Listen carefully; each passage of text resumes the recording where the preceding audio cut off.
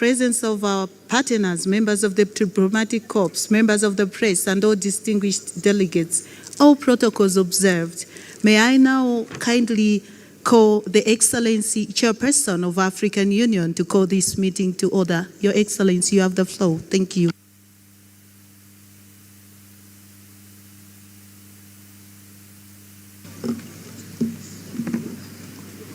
Excellence, Dr Abiy Ahmed, Premier ministre de la République démocratique d'Éthiopie, notre hôte, honorable chef d'État et de gouvernement, et chers collègues,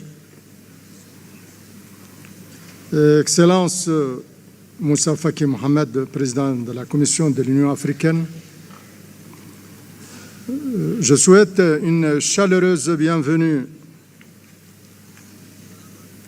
à tous les chefs d'État et de gouvernement et les hauts représentants des États membres et à nos distingués invités. Je voudrais aussi exprimer notre appréciation pour votre présence. Je suis heureux de déclarer ouverts les travaux de la 38e session ordinaire de la conférence de l'Union africaine. Et pour commencer, mesdames et messieurs, je vous invite à vous lever pour observer une minute de silence à la suite de la disparition d'un grand combattant pour la liberté, Monsieur Samu Nujoma, père fondateur de la Namibie. Donc je vous remercie.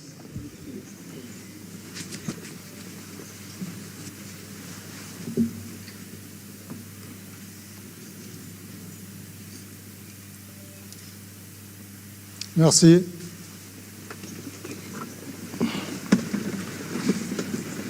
Je souhaite maintenant inviter le protocole de la Commission à nous décliner le déroulement de la cérémonie d'ouverture.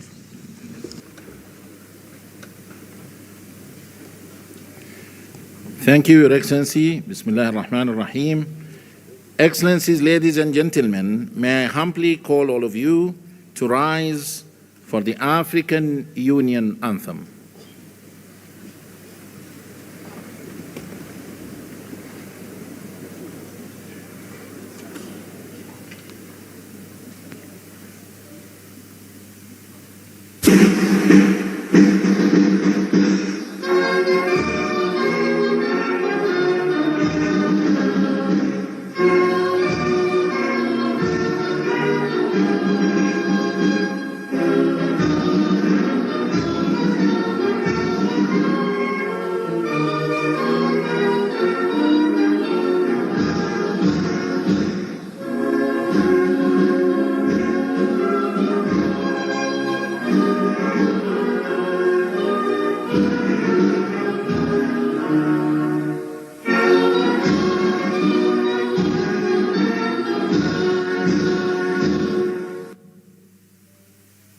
Thank you.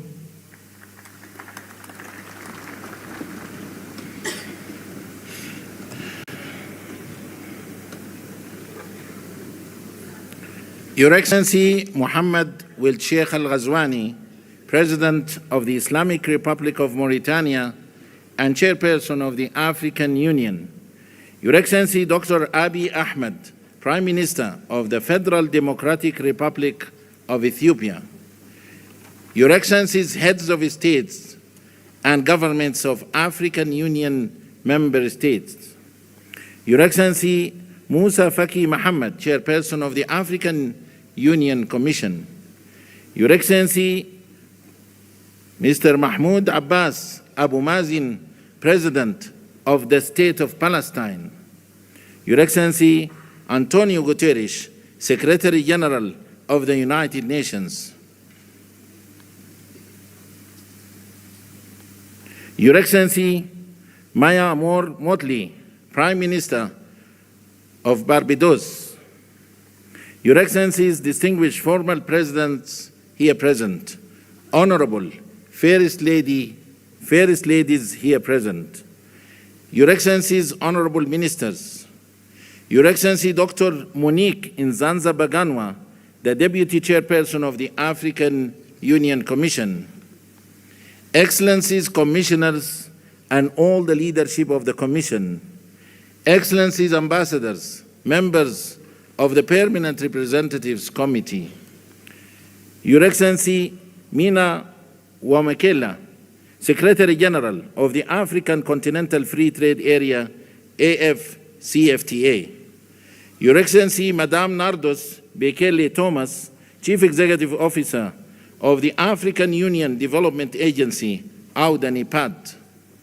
Your Excellency Dr. Jan Kaseya, Director General of the Africa CDC, Your Excellency Ambassador Marie-Antoinette Roscatre, Chief Executive Officer of the African Peer Review Mechanism, APRM, Your Excellency Dr. Nkosazana Dlamini Zuma, Minister of Cooperative Governance and Traditional Affairs of the Republic of South Africa, former Chairperson of the African Union Commission, Your Excellencies, Heads of United Nations Specialized Agencies and International Organizations here present, سعادة نائب الأمين العام لجامعة الدول العربية ممثل الأمين العام, Your Excellency Luis Moshikiu Abo, Secretary General of the International Organization of La Francophonie, Your Excellency Dr. Warkena Yibihu, Executive Secretary of the Intergovernmental Authority on Development, IGAD, Your Excellencies, Heads of COMISA, ECOWAS, SINSAT, EAC, ECAS, SADC, and UMMA, Your Excellency Dr. Akinwumi Adesina, President of the African Development Bank Group, a strong believer of the African development and prosperity, Your Excellencies Dr. Benedict Oki Orama, President of the Afri-Exim Bank, Your Excellency Dr. Sidi Wildeta, President of the Arab Bank for Economic Development in Africa, BADIA, معالي الشيخ شخبوط نهيان آل نهيان وزير الدولة بدولة الإمارات العربية المتحدة, Excellencies, Permanent Observer Representatives to the African Union, and Excellencies, representatives of our partners to the African Union, all protocol observed, members of the press, a very good morning to you all.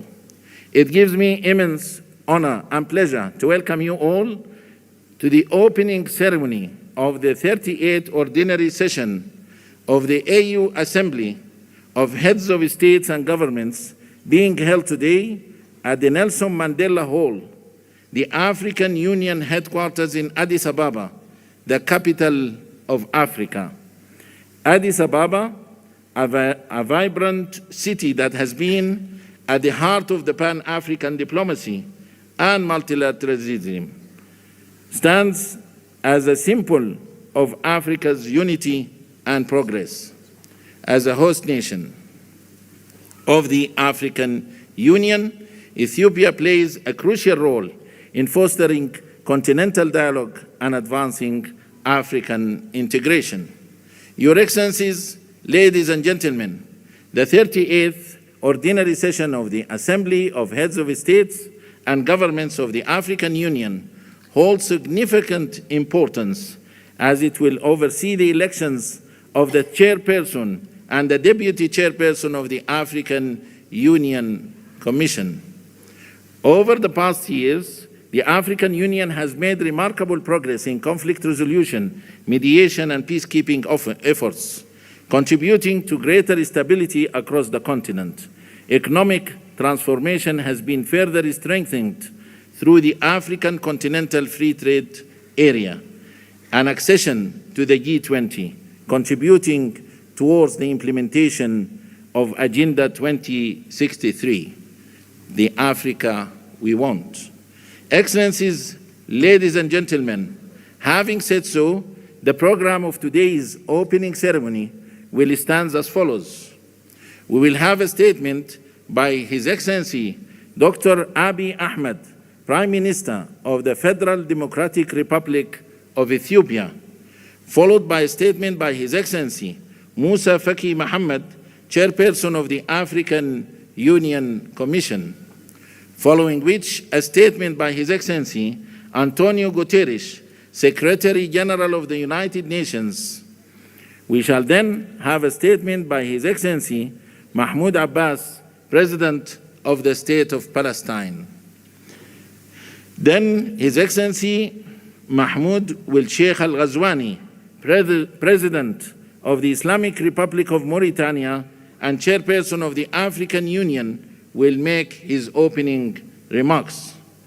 Immediately after that, we will call the Dean of African Ambassadors in Ethiopia to introduce the new Bureau, members of the African Union Assembly, following which we shall have the handover ceremony for the Chairperson of the African Union. Then we will go to the launch of the African Union theme of the year, Justice for Africans and People of African Descent through Reparations. Without any further ado, I have the great honor and privilege to invite His Excellency Dr. Abiy Ahmed, Prime Minister of the Federal Democratic Republic of Ethiopia, to deliver his statement. Your Excellency, the floor is yours. Your Excellency.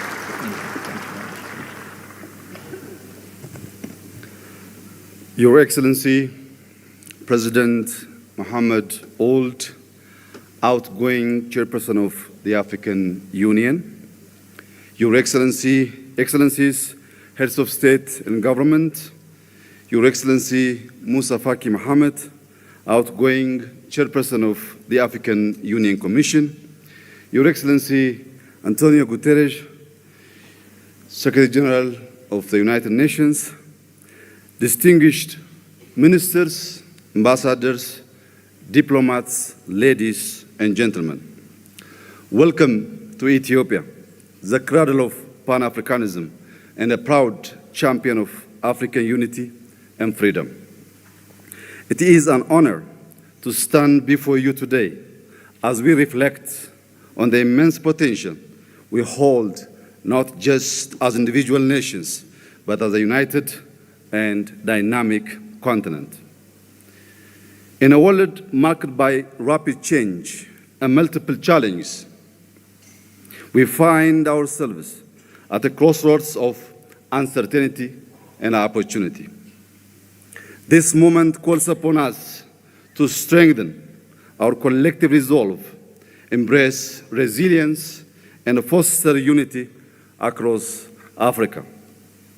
The theme for this year's assembly calls on us to heal the scars of historical injustice and overcome lingering trauma that has long hindered our progress.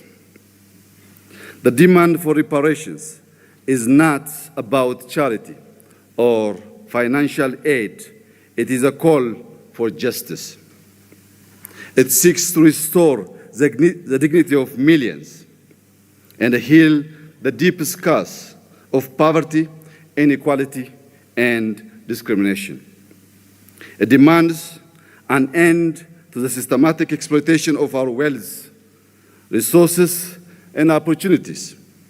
It also calls for a transformative process that acknowledges past harms and takes bold steps to right the wrongs caused upon us, upon society across the continent. Thank you. Thank you. Most importantly, the call for reparations requires not just words, but concrete actions to affirm the equal worth of every human being. Excellencies, ladies and gentlemen, to achieve lasting peace, justice, and prosperity, we must rise above the geopolitical tensions and the historical division divisions imposed upon us by colonial borders. By fostering solidarity among all of our nations and embracing a shared destiny, we can pool our resources and talents to unlock our continent's full potential. Africa's cultural, ethnic, and linguistic diversity is a source of pride and strength upon which we must build inclusive governance and equitable development. Conflict resolution, diplomacy, and peace building must remain at the heart of our efforts. By championing African solutions to African challenges, we can secure lasting peace and stability. Let us celebrate our achievements in politics, science, economics, and arts. Strategic initiatives such as the African Continental Free Trade Area give us the tools to boost intra-Africa trade, reduce external dependency, and achieve self-reliance. With Africa's large and dynamic use, abundant natural resources, and growing technological innovations, we have all the means to ensure sustainable growth. The rapid advancement of artificial intelligence, particularly generative AI, offers unprecedented opportunities to transform our economies and societies. By collaborating in AI, fintech, renewable energy, and mobile technology, we can address shared challenges such as climate change, infrastructure gaps, and public health crisis. Africa's rich and diverse data sets are essential for training robust and inclusive AI models. This highlights the importance of African representation in shaping future technologies. However, as we embrace these advancements, it's essential to protect our data sovereignty, prevent digital exploitation, and develop homegrown AI solutions that reflect African values and contexts. As our data sets grow, so must our capacity to harness them for local and global good. When used responsibly, AI can be a powerful tool in conflict prevention, transparent governance, and inclusive development. Africa must actively participate in the global technology race to ensure we are competitive players in the evolving digital landscape, while also ensuring we benefit equitably from this technological revolution. Furthermore, Africa's voice on global issues must grow stronger, ensuring that we have a say in shaping governance frameworks and other much-needed reforms in the global order. By empowering grassroots movements, youth networks, and educational programs focused on digital literacy and technological innovation, we can inspire the next generation. This will ensure Africa stands not just as a beneficiary of a global advancement, but as a key contributor in shaping the future of humanity. Excellencies, the opportunities before us are immense. Ethiopia is determined to prosper, guided by a vision of vibrant democracy, sustainable economic growth, rich cultural heritage, social progress, and a deep commitment to environmental regeneration. To realize this goal, we have laid out a pragmatic roadmap rooted in the transformative principles of Madamar. Madamar, an Amharic term loosely translated as synergy, is our guiding philosophy. It is a homegrown ideology that promotes prosperity, unity, sovereignty, security, and national dignity. At its core, Madamar encourages social and economic advancement, celebrates diversity, and nurtures a spirit of community grounded in Ethiopia's rich culture, spirituality, and values. Reflecting on the progress of the past 5 years and building on the vision of Madamar, Ethiopia has made remarkable strides. Despite inheriting a nation deeply divided along ethnic lines, burdened by substantial debt, and facing numerous internal challenges, we have moved forward with determination. At the same time, we navigated a complex and ever-changing regional and international landscape. Yet, through resilience and cooperation, we continue to move closer to the realization of our shared vision of prosperity. Our achievements speak for themselves. Allow me to share a few highlights. We have reformed our political system, transforming into an inclusive multi-party framework that reflects the diversity of our nation.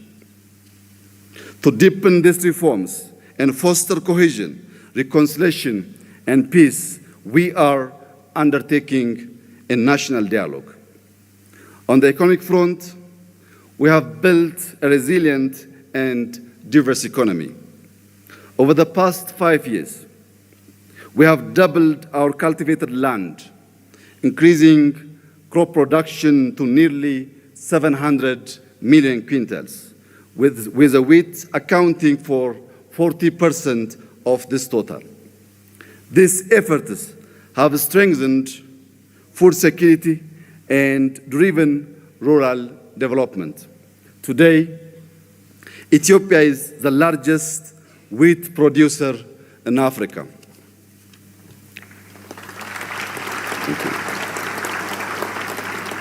Thank you.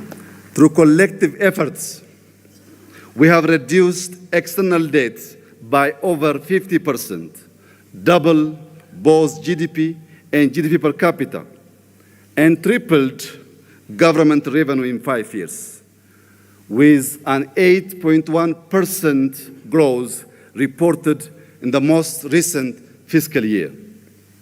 Across the country, our major cities are evolving into dynamic, culturally rich, and sustainable hubs. In education, we have established 40,000 kindergartens and primary schools to boost early childhood education. Additionally, we have launched a program to train 5 million coders to strengthen our digital economy. Furthermore, we strive to honor our heritage by restoring national sites, developing tourist destinations, and reclaiming cultural artifacts, fulfilling our duty as the guardians of our nation's treasures. These accomplishments reflect the unwavering spirit and resilience of the Ethiopian people and underscore our firm commitment to advancing Ethiopia's future. With its focus on unity, cooperation, innovation, and shared progress, Madamar can serve as a guiding framework for our Pan-African agenda.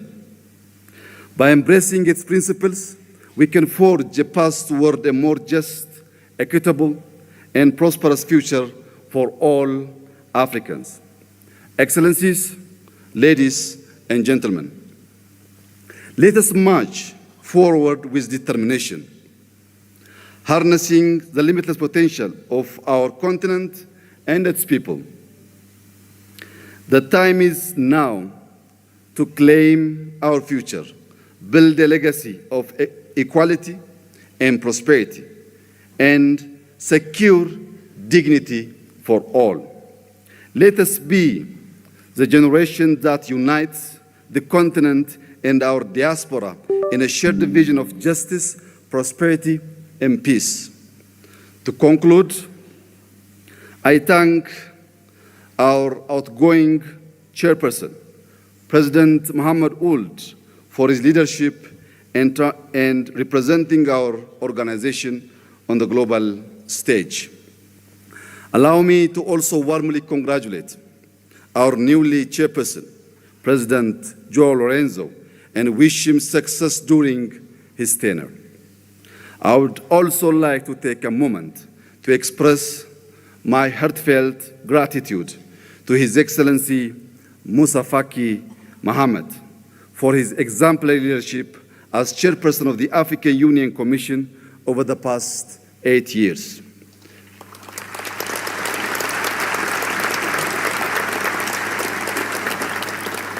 Throughout his tenure, His Excellency Moussa Faki has shown unwavering commitment to Africa's development, peace, and integration, significantly strengthening the African Union's role in addressing the continent's challenge. I also extend my sincere thanks to him for being a steadfast friend of Ethiopia, supporting us not only during our times of success, but also in our moments of difficulty. Thank you, my brother.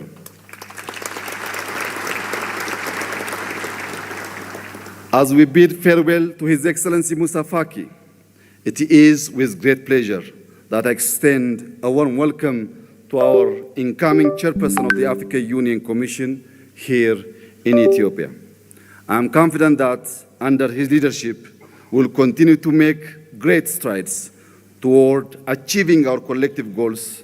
I wish him every success during his mandate.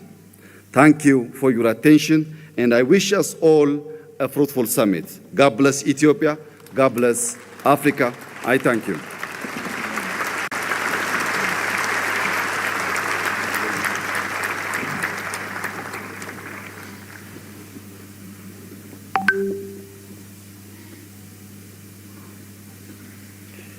Thank you, Your Excellency, for your statement, and thank you for the generous hospitality extended to our Excellencies, heads of states and governments, as well as distinguished delegates. Thank you.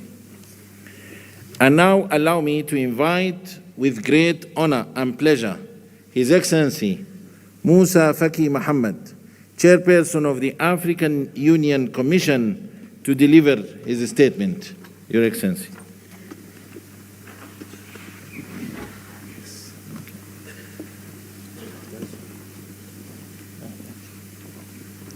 Excellences, Monsieur Mohammed Ould Cheikh Al-Ghazouani, Président de la République islamique de Mauritanie, Président en exercice de l'Union africaine,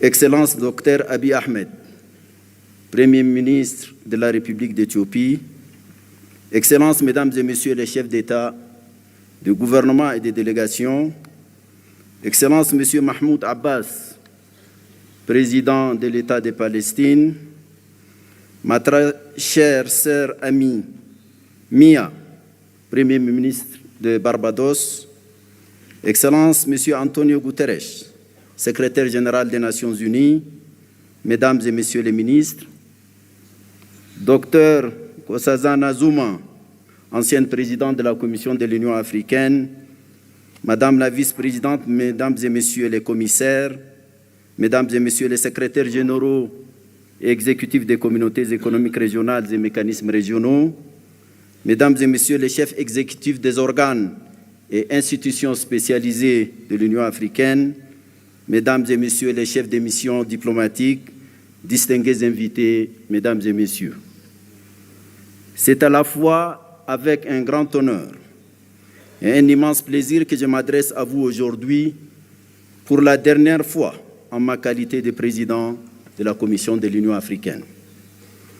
Je voudrais tout d'abord, puisque nous sommes encore au début de l'année nouvelle 2025, présenter à vos excellences, vos familles et vos peuples, au nom de tous les personnels de l'Union africaine, mes meilleurs vœux de santé, de prospérité et de succès.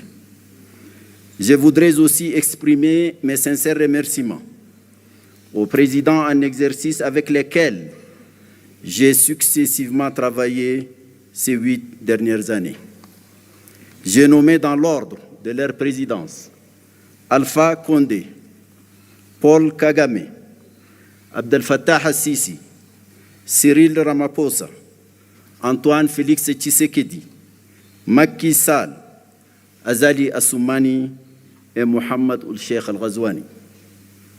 En cet instant de remembrance, je ne peux oublier le président Idriss Déby Itnou, paix à son âme, qui, en africaniste convaincu, a eu l'initiative de ma candidature à la tête de la commission et qui s'est investi sans compter pour un tel destin pour moi. Sa mort tragique a été ma plus atroce douleur de ce double mandat.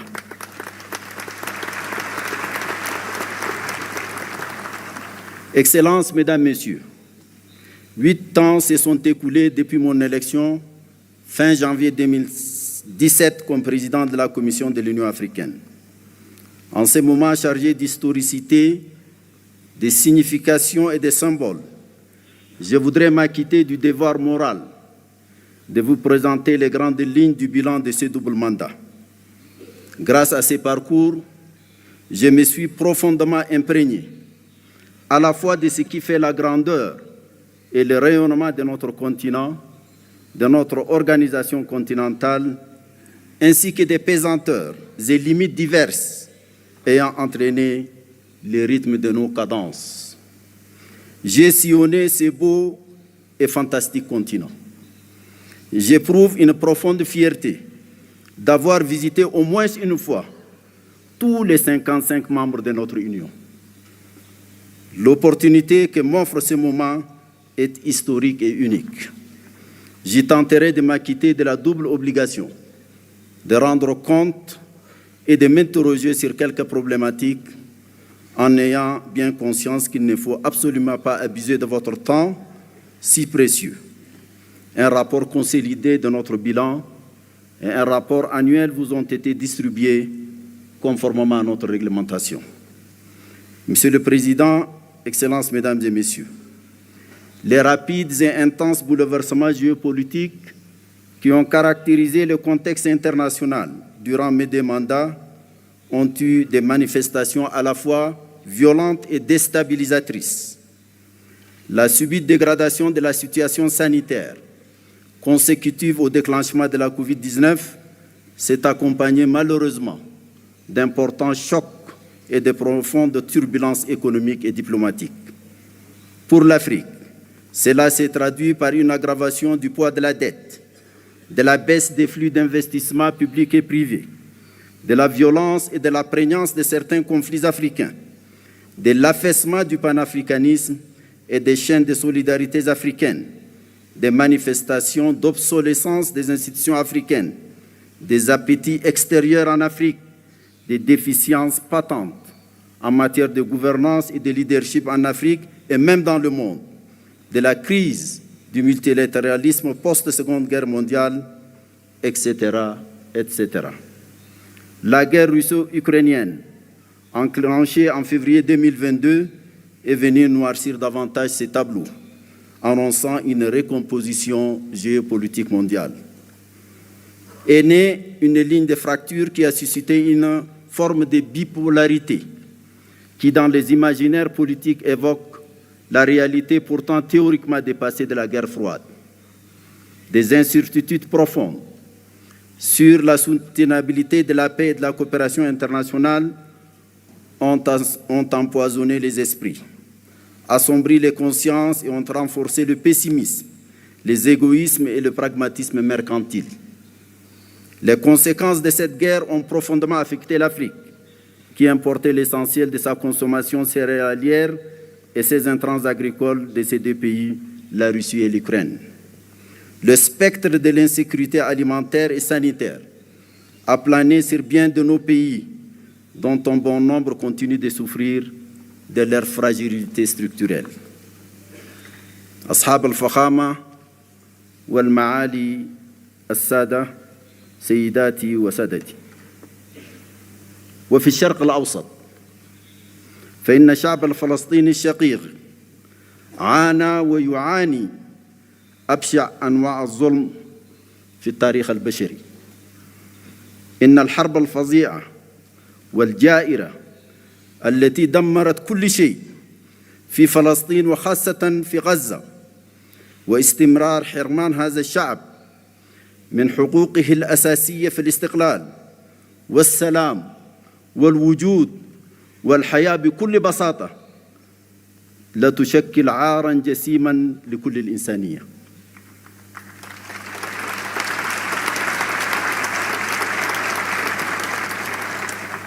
ورغم ذلك، ورغم le paysage d'apocalypse qu'offre aujourd'hui la Palestine, la bande et la population de Gaza en particulier, après plus d'une année de guerre destructrice de toute forme de vie et de biens, continue de se dérouler dans le silence presque total des puissances du monde, si ce n'est l'appel par certains à la déportation systématique des Palestiniens hors de leur terre. C'est le comble. C'est vraiment le comble. Ce drame inouï pèse aujourd'hui, malgré le cessez-le-feu et la libération des otages et prisonniers, facilités par le Qatar, l'Égypte et les États-Unis, sur la conscience universelle et questionne profondément sur notre humanité. Les taux de la mondialisation avancée, étouffante, déshumanisée, ne laissent point l'Afrique en dehors de l'élite hégémonique qui se déroule loin de sa terre. Bien au contraire, le continent en subit les débordements et fragmentations que traduisent les conflits par procuration, des soutiens des puissances extérieures à peine voilées aux parties belligérantes sur le continent, des expansions du terrorisme et de l'extrémisme violent, des poursuites de la guerre ravageuse au Soudan, à l'est de la République démocratique du Congo, des divisions de la Libye dont je salue l'adoption hier ici même de la charte de réconciliation. Félicitations à vous, Monsieur le Président Danou Sassou Nguesso.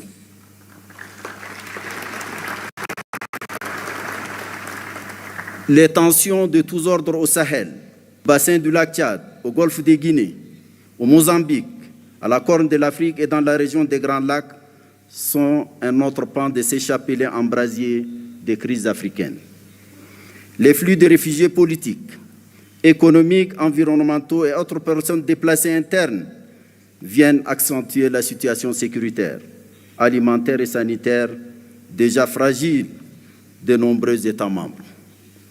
C'est à ce contexte mondial et régional fortement dégradé que nous avons été confrontés au cours des 8 dernières années de développement de notre action.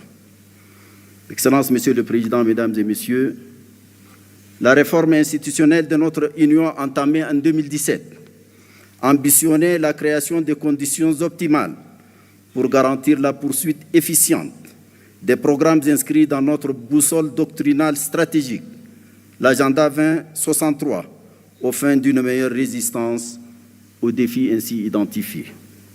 À ce titre, la reconfiguration du leadership de la Commission, un processus d'évaluation des performances du personnel, des rapports de collaboration plus étroits entre l'Union africaine et les communautés économiques régionales et mécanismes régionaux, actés par un nouveau protocole, l'institutionnalisation d'un sommet de coordination dédié à l'intégration, la mise en place des groupes techniques R10 et F15 chargés de veiller à la qualité des ressources humaines recrutées et au respect des règles d'or de la gestion budgétaire, financière et comptable de l'Union ont été les points saillants de cette réforme. Une évaluation de la pertinence de tous les organes de l'Union, sans exception aucune, fera naître une nouvelle cartographie administrative et institutionnelle de l'Union. J'insiste ici, en particulier, sur 3 parmi ces organes. Le Parlement panafricain, le Conseil de paix et de sécurité et le Comité des représentants permanents. Le mouvement d'ensemble de la réforme, avec ses ombres et lumières, confirme sa pertinence et sa nature nécessairement progressive à se déployer sur le long terme. C'est une exigence d'adaptation perpétuelle des structures de notre Union aux évolutions qui caractérisent le monde. Je voudrais ici remercier les présidents Paul Kagame et William Ruto pour leurs remarquables efforts pour faire avancer cette réforme. Monsieur le Président, Mesdames et Messieurs, l'évaluation de la première décennie de mise en œuvre de l'agenda 2063, couvrant la période allant de 2014 à 2023, révèle les progrès sectoriels accomplis dans notre marche vers la construction de l'Afrique que nous voulons. Il est crucial d'en tirer les vraies leçons et de procéder aux ajustements pertinents subséquents. Dans le domaine de la santé, c'est une approche holistique, traduite sur le terrain à travers des actions auréolées de succès. Avec la survenance de la pandémie de la COVID-19, Africa CDC s'est affirmée comme l'instrument le plus efficace de la lutte contre toutes les maladies. La préoccupante question du financement de la santé continue de nous préoccuper. 2 mécanismes de financement de la couverture sanitaire universelle et celle de la lutte contre la malnutrition sur le continent ont été conçus. Grâce au Centre africain des vaccins vétérinaires, PANVAC, dont le nouveau laboratoire de production de vaccins a été inauguré en février 2024, une avancée significative dans le domaine de l'élevage, de la santé animale et du développement socio-économique a été réalisée. L'Agence africaine des médicaments, AMA, a commencé l'installation de son siège à Kigali et ses activités sont sur la rampe de lancement. La médecine traditionnelle a bénéficié de l'élaboration de 2 plans décennaux, le dernier courant de 2025 à 2035. Le champ de l'éducation a été animé par la volonté de concevoir un nouveau système éducatif pensé en fonction des exigences d'un monde où l'enjeu majeur est devenu la compétition autour de l'innovation scientifique, technologique et maintenant par l'intelligence artificielle. C'est en cohérence avec cette âme que des stratégies diverses et complémentaires ont été développées, notamment lors de la conférence de Nouakchott de l'année 2024, initiée par la présidence en exercice la Mauritanie, en collaboration avec la Commission de l'Union africaine et d'autres partenaires, dont l'UNICEF et l'UNESCO en particulier. La centralité des problématiques genre et jeunesse a été affirmée. Les envoyés spéciaux femmes et jeunes se sont bien implantés dans l'univers institutionnel du leadership de l'organisation. Tout au long des 8 années de ce double mandat, bien d'autres domaines cruciaux ont retenu toute l'attention qu'ils méritent, de par leur importance pour le développement socio-économique de l'Afrique. Qu'il s'agisse de notre vision sur les questions minières, du programme détaillé de l'agriculture et de l'économie bleue, du développement des infrastructures et de l'énergie, du changement climatique avec l'adaptation et la résilience climatique du continent, de l'intégration régionale à travers la mise en œuvre de la zone de libre-échange continentale africaine, de l'opérationnalisation effective du Fonds de la paix qui a dépassé l'objectif de 400 millions de dollars, du traitement des crises humanitaires dont l'Afrique est l'épicentre avec la mise en place de l'Agence africaine humanitaire, du renforcement de la visibilité de l'Union africaine à travers notre partenariat avec les Nations unies. Tous ont été au centre de notre entreprise collective. Je profite de l'occasion pour rendre ici un hommage tout particulier à un artisan majeur de ces partenariats. J'ai nommé António Guterres, un grand ami de l'Afrique. Merci António.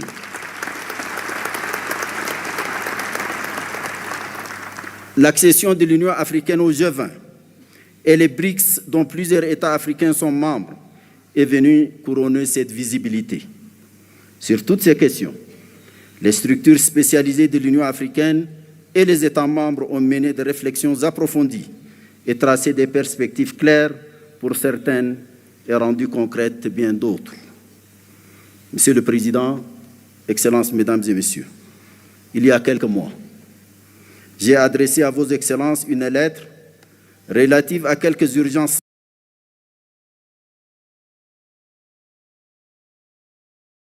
centrale dans le devenir de notre Union et de ses capacités de réaliser au mieux possible nos objectifs. Je pense ici d'abord au Conseil de paix et sécurité, évoqué plus haut. Son rôle devrait s'accomplir sur la base des textes qui régissent son fonctionnement, dont il tire la force et la légitimité de concevoir, d'encadrer les questions prégnantes de notre sécurité collective et d'imposer, si nécessaire, les sanctions requises le cas échéant. Il est fort regrettable que ces décisions soient parfois contraires à nos principes et lorsqu'elles ne le sont pas, restent souvent lettres mortes. Les décisions de cet organe continental central ne sauraient être considérées avec désinvolture et négligence par les États membres, ni par une conception et des pratiques biaisées des communautés économiques régionales au nom du principe galvaudé d'une subsidiarité interprétée de façon intéressée et partisane. L'évocation du CPS renvoie à la question des changements non constitutionnels du gouvernement. À cet égard, j'ai mentionné dans la dite lettre que nous n'avons plus désormais que deux options. Soit abandonner les principes qui régissent actuellement cette problématique, soit les appliquer sérieusement, quitte à les réviser et les adapter à nos besoins et réalités nouvelles. Nous ne pouvons, pour notre crédibilité, continuer à ressasser telle une litanie ces principes tout en les piétinant ou acceptant leur flagrante et constante violation. Il n'y a rien de plus corrosif de notre crédibilité qu'une telle attitude qui a conduit ces derniers temps à une véritable défiance vis-à-vis des règles et principes et fragiliser l'intégration dans une partie du continent. J'ai mentionné également le marasme persistant et paralysant de notre insupportable division en matière de représentation en relation avec nos partenariats dits stratégiques. J'appelais ici encore à choisir l'une des deux options qui s'y présentent pour nous et dont j'ai présenté clairement les termes dans ma lettre. J'avais également mentionné la question récurrente du financement de l'organisation, laquelle paradoxalement contraste avec les tendances continues de multiplication des organes sans souci de leur financement. Une organisation indépendante et gardienne de notre liberté et de notre souveraineté ne saurait se construire par le financement d'autrui. J'avais également soulevé la réduction privative d'initiative du président de la Commission de l'Union africaine et appelé à son harmonisation avec les obligations légales et coutumières qui s'imposent désormais à lui. En somme, l'essence de ma correspondance est simple et peut-être brutale. C'est la question d'être dignement ou ne pas être dans notre organisation, placée devant une terrible conjugaison de facteurs de complexité. Ce sont toutes ces questions auxquelles vous faites face aujourd'hui que j'ai voulu pudiquement poser dans ma lettre. Allons-nous enfin ouvrir les yeux sur le sort de notre organisation ou alors continuer à la laisser se lamenter et gémir? Excellences, Monsieur le Président, Excellences, Mesdames et Messieurs, c'est une vérité banale aujourd'hui d'affirmer que les concepts et les instruments juridiques servant de cadre d'analyse des dynamiques de la politique internationale contemporaine sont périmés. Ils ont perdu leur vertu à la fois structurante et explicative des phénomènes mondiaux actuels. Un tel constat explique pourquoi les débats portent aujourd'hui sur les modalités d'avènement d'une nouvelle gouvernance économique et politique mondiale. L'Afrique ne peut rester muette et inactive. Elle doit impérativement se jeter dans la bataille pour se tailler sa place propre dans les configurations en cours de recomposition. Ce n'est pas facile. Cela demandera de l'ingéniosité, de la créativité, de la méthode, du courage. Plus généralement, cela demandera une vraie rédemption pour un réveil de la conscience et de l'âme du panafricanisme. Celui de la conscience de notre africanité, celui de la fierté de notre africanité, celui de l'attachement à notre africanité, celui du rejet de notre dépersonnalisation et de notre servilité nihiliste, de notre identité et de notre être.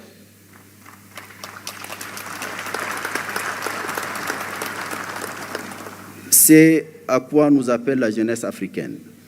Celle-ci, majoritaire dans tous nos États, est de plus en plus exigeante. Sa voix résonne de plus en plus fort grâce aux nouvelles formes de communication qui amplifient toutes les expressions. Cette jeunesse africaine nous interpelle et nous fait constamment un procès en déphasage de ses aspirations, qui sont celles d'une Afrique ouverte sur elle-même et unie, souveraine dans ses politiques et choix, debout et solidaire. Cette solidarité a toujours été notre planche de salut dans notre combat contre le colonialisme et l'apartheid et le parachèvement de notre indépendance. Nous venons de nous incliner sur la mémoire d'un de ces grands combattants, Sam Nujoma. Ça doit nous rappeler quelque chose, mesdames et messieurs. La foi dans notre solidarité panafricaine a galvanisé nos consciences, nos volontés et nos intelligences pour nous conduire vers un destin commun plus prometteur. Il n'y a pas de nouvelle voie de notre futur que d'écouter et de donner corps aux aspirations de notre jeunesse, nos concitoyens et notre diaspora. Monsieur le Président, Mesdames et Messieurs, j'ai définitivement mes fonctions dans quelques jours. J'avoue que je me sens envahi par un doux sentiment de liberté qui m'autorise ces quelques mots venant du cœur.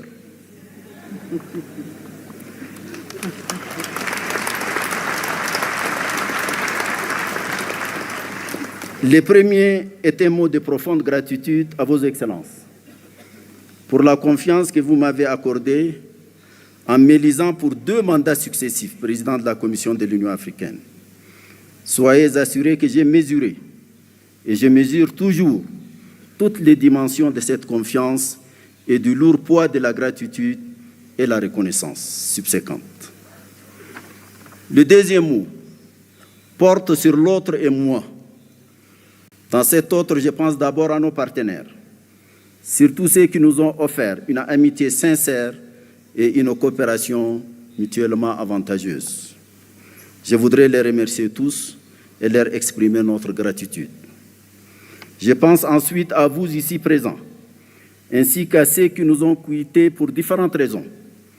Nous avons réalisé de bonnes et grandes choses, et surtout avons, autant que faire se peut, respecter une certaine éthique et une ligne de conduite que nous croyons conforme à nos principes et objectifs.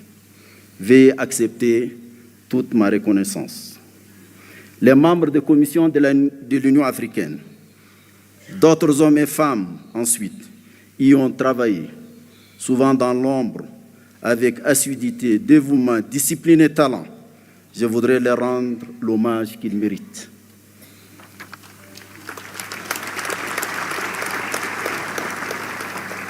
Le troisième mot est relatif à mes propres limites. J'ai tant voulu faire vite et mieux au cours des 2 mandats que vous m'avez confiés. Je sais que je n'ai pas tout fait. Peut-être ai-je sous-estimé la lourdeur de la tâche et le poids des pesanteurs. Je sais que j'ai peut-être commis des erreurs. Je ne devrais peut-être pas dire peut-être. J'ai certainement commis des erreurs. Peut-être ai-je ici ou là faibli ou m'étais trompé et manqué des occasions de faire mieux. Je voudrais m'en excuser et demander pardon si mes manquements ont causé un quelconque tort individuel ou collectif.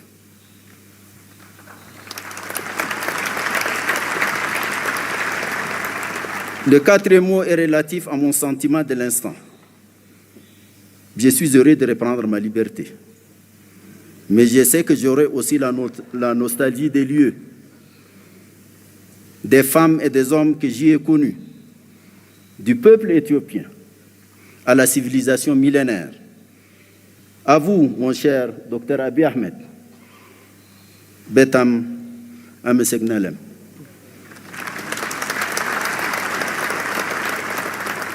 Peut-être faudra-t-il écrire l'histoire de tout cet enchevêtrement de sentiments et de sensations. Enfin, Mon cinquième mot est celui de mon serment, de continuer à servir, de penser à l'Afrique, à servir l'Afrique, à rêver pour elle, pour sa jeunesse à laquelle nous n'avons pas fait suffisamment et à laquelle nous devons faire beaucoup, car après tout, c'est elle qui compte aujourd'hui et davantage demain. Un mot de la fin à vous, Monsieur le Président et cher frère Mohamed Cheikh Al-Ghazouani, pour vous dire combien j'ai apprécié votre proximité tout au long de votre mandat. Vous avez été un maître de sagesse, de civisme et de hauteur, inspirant à tous égards. À vous, Monsieur le Président et cher frère João Lourenço, je me permets de souligner que la force tranquille que vous symbolisez me rassure sur une présidence en exercice de sérieux et de substance. Puissiez-vous tous les deux en particulier, et nous tous, avoir une pensée agissante pour les grands prisonniers du Sahel, le président Mohamed Bazoum, dont rien ne justifie l'interminable détention. Il doit être libéré sans condition. Plein succès à notre sommet, plein succès à notre prochain leadership. Je vous remercie.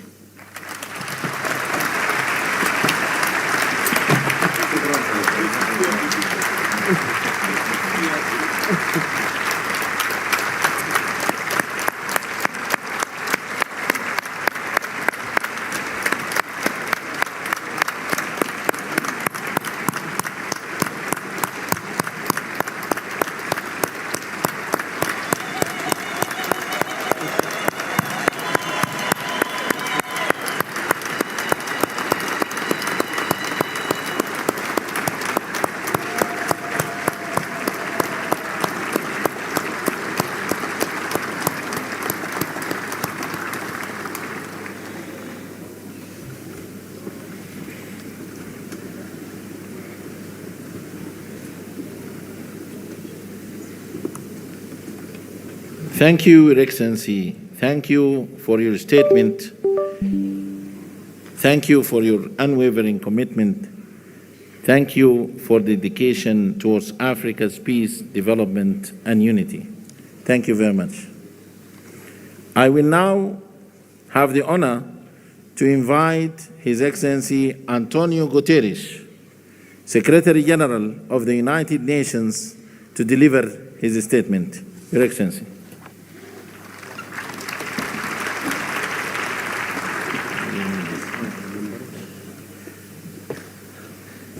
Monsieur le Président de l'Union africaine, Excellences, Excellencies, ladies and gentlemen, all protocol observed. President Mohamed Ould Ghazouani, thank you for your leadership in the outstanding exercise of your mandate. Presidente João Lourenço, parabéns e aguardo com expectativa a oportunidade de trabalhar consigo como novo Presidente da União Africana. I also want to give a very special expression of gratitude to the Chairperson of the African Union Commission, Moussa Faki, for his 8 years of strong and permanent commitment to multilateralism and impeccable cooperation with the United Nations. Cher Moussa,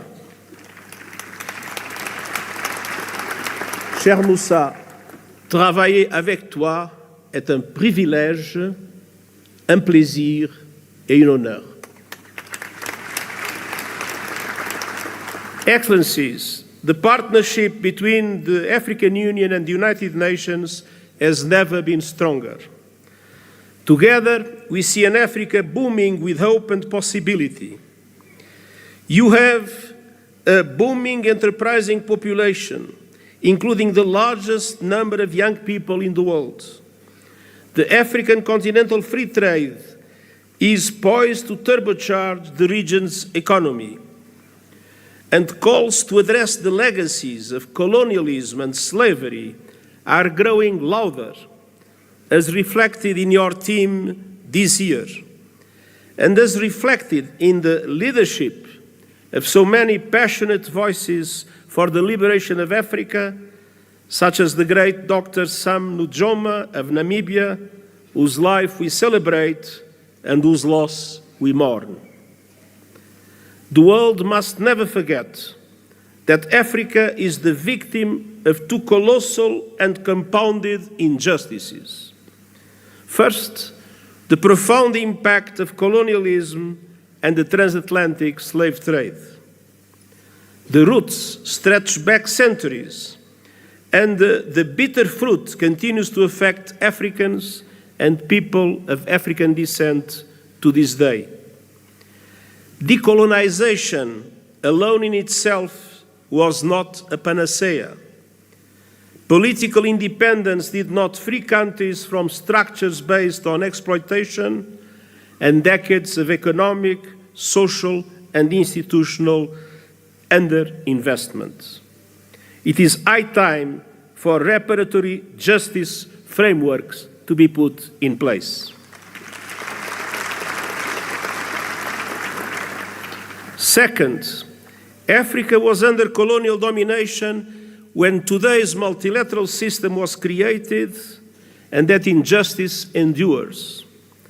Look no further than the United Nations Security Council. There is no excuse that Africa still lacks permanent representation in the 21st century.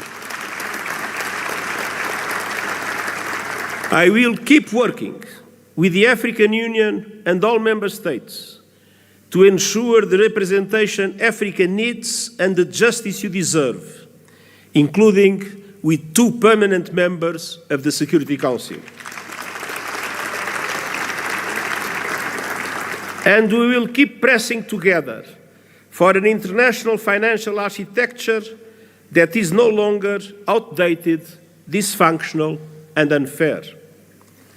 Correcting age-old injustices is essential to address here and now challenges. And the good news is that we have many of the solutions we need. Last year, you helped drive that effort at the United Nations with the Pact for the Future. And I thank Africa for its support that was vital to approve the Pact. Our task now is to make those commitments a reality. South Africa's G20 chairmanship could not come at a better time. Let me point to 4 areas for action. First, we must push for peace, security, and alleviating appalling levels of human suffering. Sudan is being torn apart before our eyes and is now home to the world's largest displacement crisis and famine. As we near the holy months of Ramadan, it is time for an immediate cessation of hostilities. And the international community must come together to stop the flow of weapons and the bankrolling of bloodshed. In the Democratic Republic of the Congolese people have been suffering yet again from a brutal cycle of violence. And the fighting that is raging in South Kivu as a result of the continuation of the M23 offensive threatens to push the entire region over the precipice. Regional escalation must be avoided at all costs. There is no military solution. The deadlock must end, the dialogue must begin, and the sovereignty and territorial integrity of the DRC must be respected. The conclusions of the recent joint EAC-SADC summit offer a way forward, with a renewed call for an immediate ceasefire and new momentum for regional efforts based on the Luanda and Nairobi processes. Now is the time for swift implementation. And you can count on the continued support of the United Nations, including MONUSCO. In the Sahel, the clear and present threat of terrorism is undermining peace, security, and sustainable development. And in Somalia, we are urging predictable funding for the African Union support and stabilization mission, and I hope that our voice will be heard by the Security Council. And as we gather here in Africa, I know all our minds are also very much on Gaza. A resumption of hostilities must be avoided at all costs. The Palestinian people have suffered too much. I welcome efforts by the parties to abide by the ceasefire agreement and urge action for a permanent ceasefire and the release of all hostages. Peace is possible in the Middle East, and that starts with tangible, irreversible, and permanent progress towards the two-state solution, Israel and Palestine, living side by side in peace and security. Excellencies, on all fronts, we stand shoulder to shoulder with the African Union to advance security, stability, human rights, and rule of law. Excellencies, second, we must keep working together to deliver the AU 2063 agenda and the 2030 agenda for sustainable development and drive action on finance. African countries pay up to 8 times more to borrow than developed countries, and 20 are in or at risk of debt distress. The Pact for the Future supports an international financial architecture reform to reflect today's economy, ensuring fair representation and urging effective action on debt relief. And I will stand with Africa as a matter of justice and to right the historic wrongs. Excellencies, third, the climate crisis. Climate disasters are tearing across Africa, destroying lives, upending livelihoods, devastating economies, and inflaming conflict. At the same time, the renewables revolution is unstoppable, and Africa is poised to become a global clean energy powerhouse. Yet, today, Africa receives just 2% of global renewables investment. Realizing Africa's potential requires access to affordable finance, including by implementing the COP29 finance decision fully and on time, and supporting development of a roadmap to realize $1.3 trillion a year. Excellencies, Africa has contributed little to the climate crisis, yet is paying the price with record droughts, floods, and heat. Climate justice requires a massive investment in adaptation, with the international community bearing an enormous responsibility. Developed countries must double adaptation finance, and countries must significantly boost the loss and damage fund. Allow me a note. When the loss and damage fund was created, the pledging conference that took place has allowed for an amount that is equivalent at the highest contract for a basketball player in the United States. It is absolutely necessary to make the loss and damage fund an effective instrument to support developing countries in adaptation. And we also need justice when it comes to your abundant critical minerals. Too often, your countries are plundered, bound to the bottom of value chains as others grow rich on your resources. The work of the United Nations Panel on Critical Energy Transition Minerals is designed to help embed justice, sustainability, and human rights across the value chain. Africa's minerals must benefit Africa's people. Excellences, enfin, nous devons agir dans le domaine des nouvelles technologies, notamment l'intelligence artificielle. Près de 2/3 de la population africaine sont privés d'un accès fiable à l'Internet.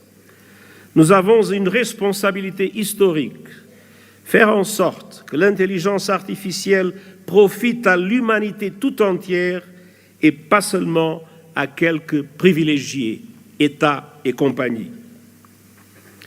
Le pacte numérique mondial partage les ambitions du pacte numérique africain.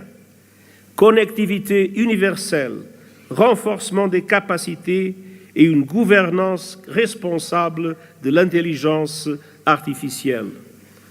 Je présenterai bientôt un rapport sur les modèles innovants de financement volontaire et les initiatives de renforcement des capacités afin d'aider les pays du Sud global à exploiter l'intelligence artificielle pour le bien commun. Ensemble, assurons-nous que les promesses seront tenues. Excellences, l'Union africaine et l'ONU sont unis et déterminés à rendre justice à votre continent sans laisser personne de côté. Nous disposons de bases solides pour aller de l'avant. Alors, ensemble, concrétisons ces engagements. Et permettez-moi de dire une dernière phrase dans ma langue maternelle. Digamos com uma só voz, viva África!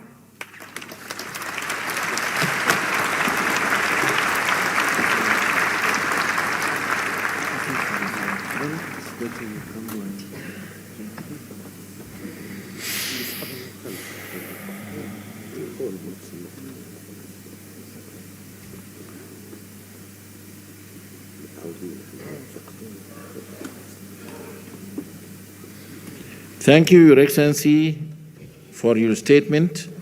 We highly appreciate your leadership in strengthening the African Union-United Nations partnership. Thank you.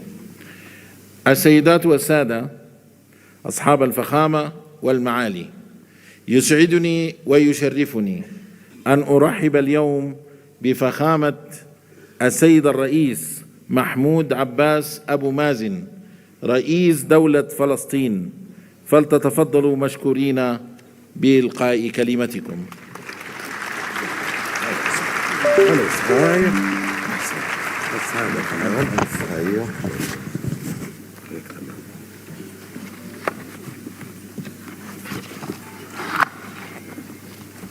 بسم الله الرحمن الرحيم.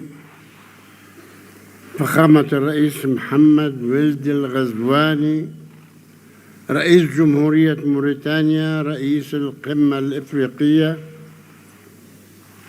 دولة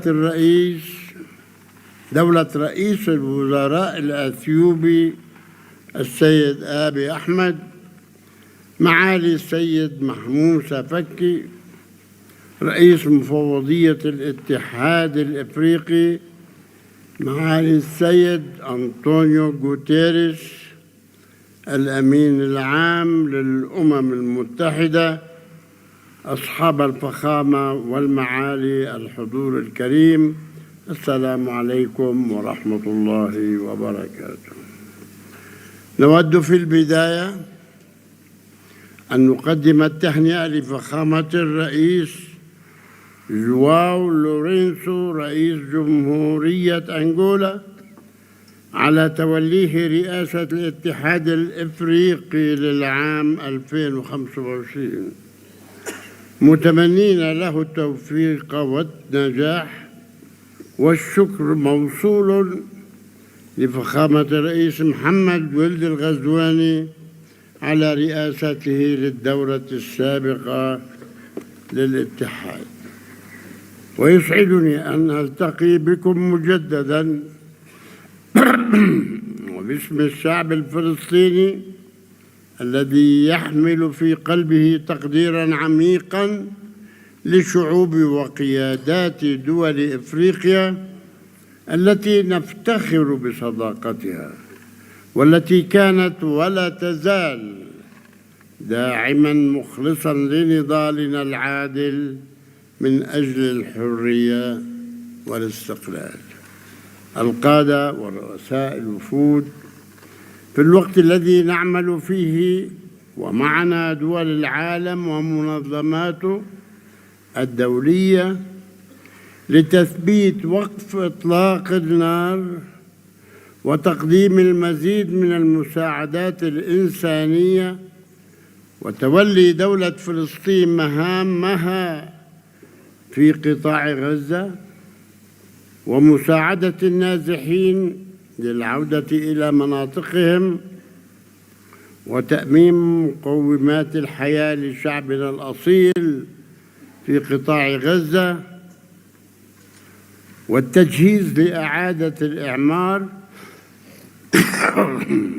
تخرج علينا دعوات لانتزاع شعبنا من أرضه وتهجيره والمساس بسيادة دول أخرى، دعوات هدفها إلهاء العالم عن جرائم الحرب والإبادة الجماعية والتدمير في غزة وجرائم الاستيطان والمستوطنين وسرقة الأرض الفلسطينية ومحاولات ضمها والاعتداء على المقدسات في الضفة والقدس والتي تقوم بها قوات الاحتلال وعصابات المستوطنين الإرهابيين بهدف تقويض حل الدولتين وإضعاف السلطة الوطنية الفلسطينية.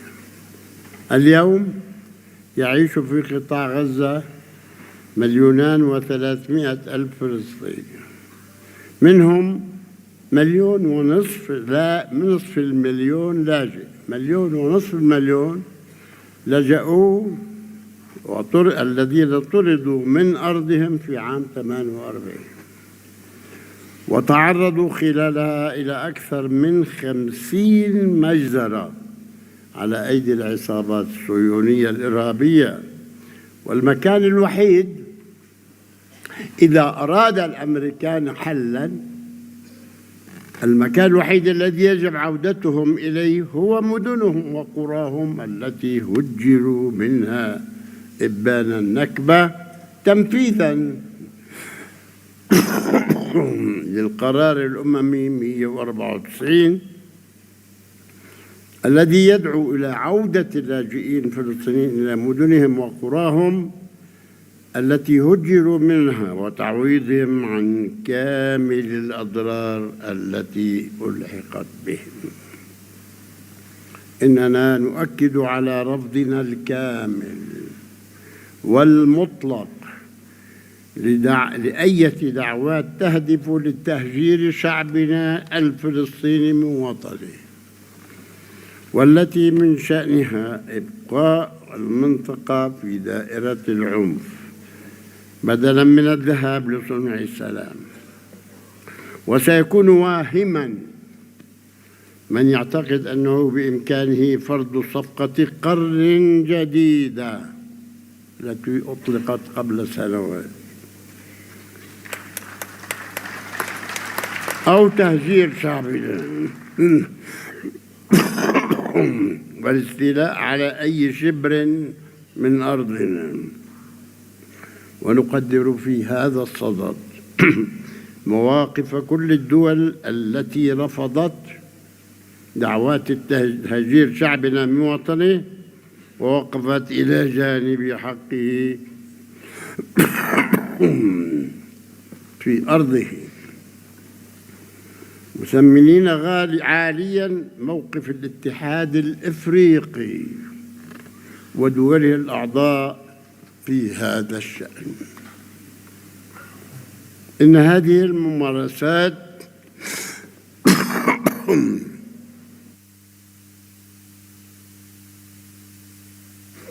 الاستعمارية الإسرائيلية تتطلب إجراءات عاجلة من المجتمع الدولي ومجلس الأمن قبل تفشي قوى التطرف التي تعمل على دفن حل الدولتين.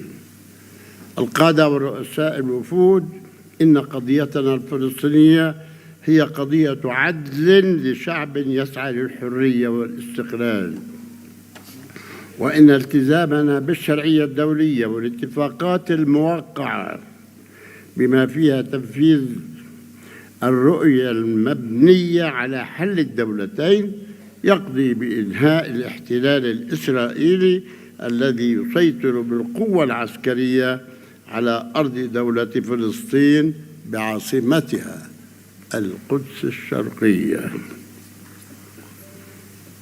على خطوط العام 67. هذا ما قررته الشرعية الدولية وقرار مجلس الأمن 242 و338 وتنفيذ مبادرة السلام العربية لتعيش جميع شعوب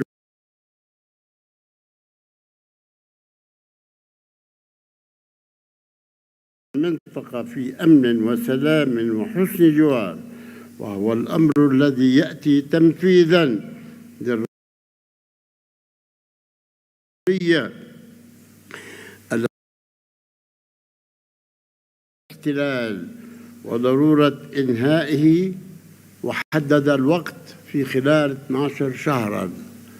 المحكمة الدولية قررت 12 شهر يجب عليه أن ينتهي وفق قرار الجمعية العامة للأمم المتحدة وعقد مؤتمر الأطراف السامية المتعاقدة على اتفاقية جنيف الشهر المقبل.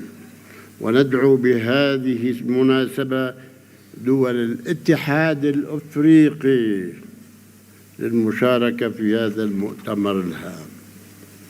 القادة ورؤساء الوفود، إن تحقيق الأمن والاستقرار الدوليين يتطلب من الجميع المشاركة الفاعلة في التحالف العالمي لتنفيذ حل الدولتين ودعم المؤتمر الدولي للسلام المقرر عقده في الأمم المتحدة في منتصف يونيو القادم برئاسة مشتركة للمملكة العربية السعودية وفرنسا، والذي يشكل فرصة لحشد الطاقات الدولية للاعتراف الدولي بدولة فلسطين والحصول على العضوية الكاملة في الأمم المتحدة. لم نحصل على العضوية الكاملة بسبب قرارات الفيتو الأمريكية، نحن مراقبون في الأمم المتحدة،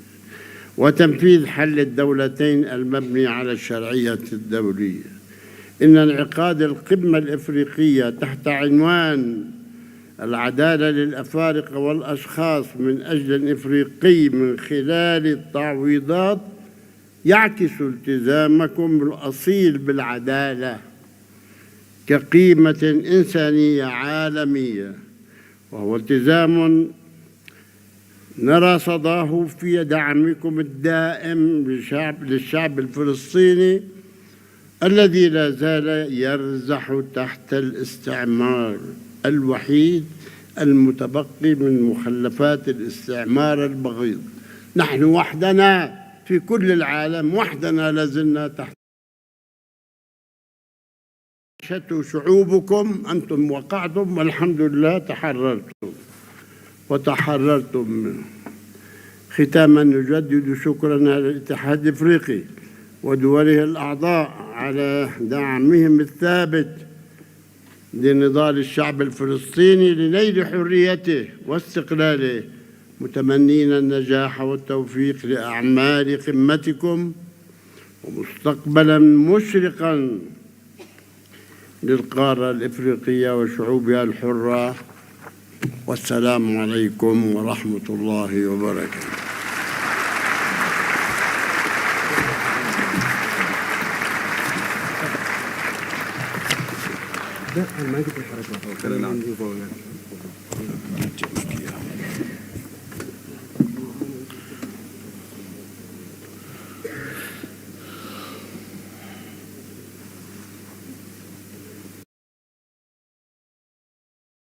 شكرا فخامة رئيس دولة فلسطين أبو مازن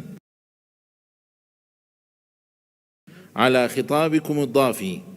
إن مشاركتكم من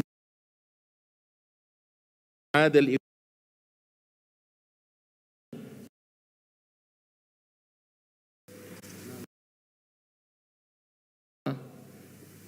to invite His Excellency Mohammed Sheikh Al-Ghazwani, President of the Islamic Republic of Mauritania and Chairperson of the African Union, to deliver his opening remarks.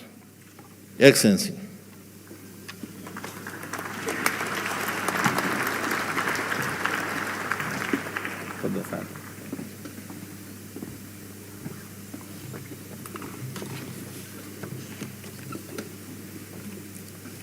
بسم الله الرحمن الرحيم، والصلاة والسلام على سيدنا محمد. أصحاب الفخامة والمعالي رؤساء الدول والحكومات، صاحب الفخامة السيد أبي أحمد رئيس الوزراء لجمهورية إثيوبيا الاتحادية الديمقراطية، معالي السيد موسى فقي محمد معالي رئيس مفوضية الاتحاد الإفريقي، معالي السيد أنطونيو غوتيريش الأمين العام للأمم المتحدة، فخامة الرئيس محمود، معالي السيدة ميا موتلي رئيسة الوزراء لجمهورية بربادوس، السادة والسيدات رؤساء الوفود، السادة والسيدات الوزراء، السادة والسيدات السفراء، السادة والسيدات ضيوفنا الكرام،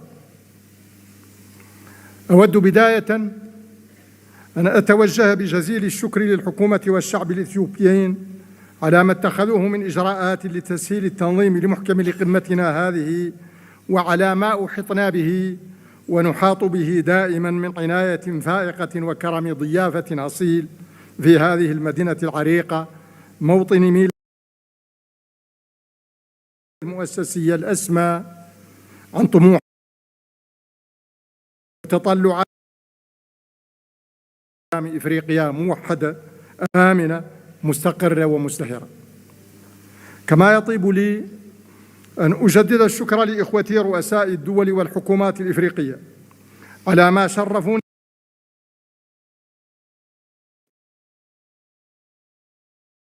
منحوني إياهم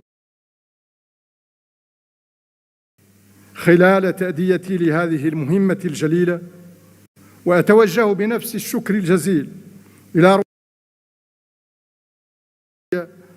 الذين حضروا بدعوة منا ليشاركونا هذا الحدث السنوي الهام في بداية سنة 2025 التي تؤشر لحقبة تحمل الكثير من الشكوك والقلق والتساؤلات.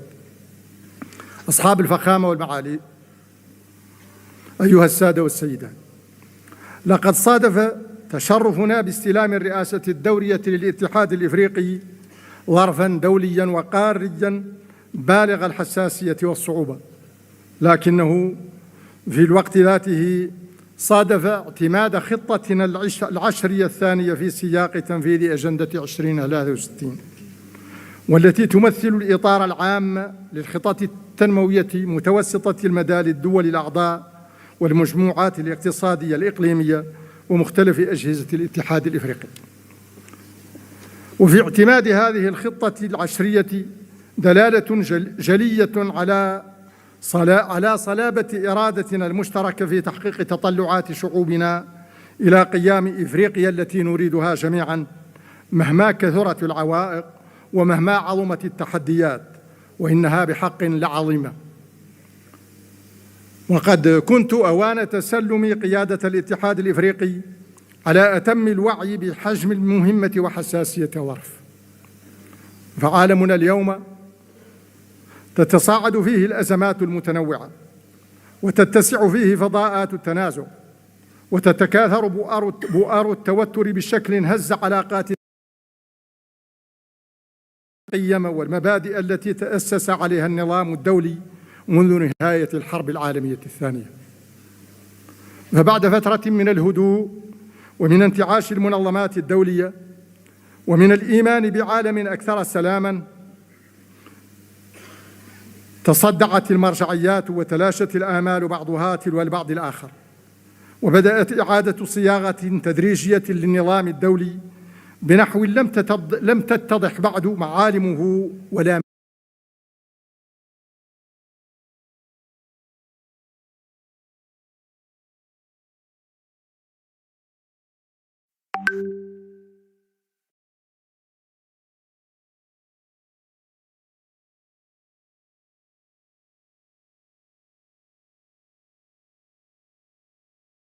مآلاته.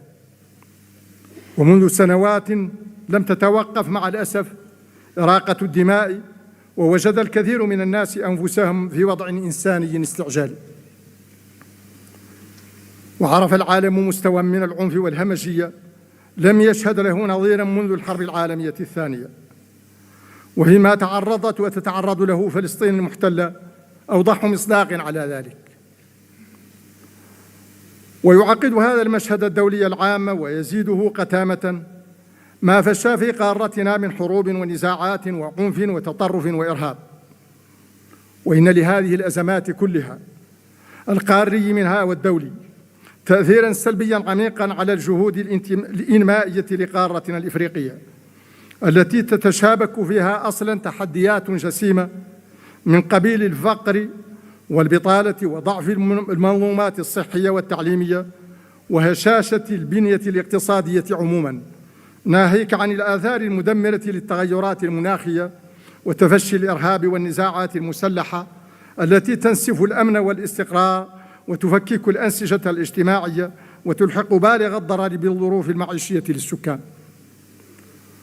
وقد التزمنا في خطاب اختتام الدورة 37 لمؤتمر رؤساء الدول وحكومات الاتحاد الإفريقي بالعمل بجد على رفع مختلف هذه التحديات.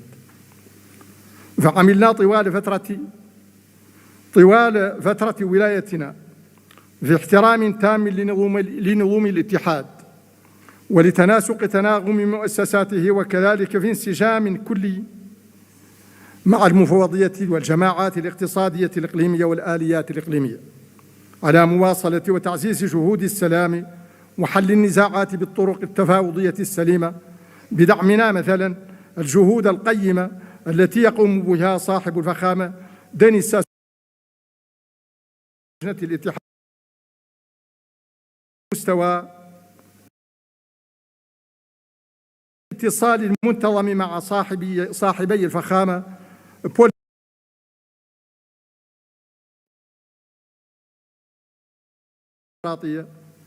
وكذلك باحتضاننا في الجمهورية الإسلامية الموريتانية في 18 من دجنبر 2024 أعمال الاجتماع التشاوري الثالث لتعزيز تنسيق مبادرة جهود السلام في السودان، وباستقبالنا الفريق أول عبد الفتاح البرهان رئيس مجلس السيادة الانتقالية في السودان يومي 13 و14 يناير 2025 في نواكشوط للتداول معه حول ضرورة وقف أعمال العنف في السودان وصون سلامة شعبه وحوزته الترابية. وعلى الرغم من جهود الاتحاد والمجموعات الإقليمية وآحاد الدول الأعضاء، لا يزال قيام السلام الشامل والمستديم بقارتنا هدفاً ينتظر التحقق. وإنني إذ أدعو إلى تنفيذ القرارات الجريئة التي اتخذتها قمة مالابو الاستثنائية في مايو 2022 لمعتقد حقاً بضرورة مساءلة هيكل السلم والأمن الإفريقي في اتجاهات 4: التناغم واستدامة التمويل والتفعيل والشمول، وكذلك من حيث ملائمته لطبيعة التحديات الأمنية الراهنة والتغيرات اللادستورية الطارئة. فمن شأن ذلك أن يتيح لنا فرصة استكشاف أساليب أكثر نجاعة في مواجهة تحدي السلام والأمن والاستقرار بإيجاد الآليات المناسبة التي تمكن من الحل السلمي للنزاعات، وهو ما يشكل في الوقت ذاته واجباً. ونحن في هذا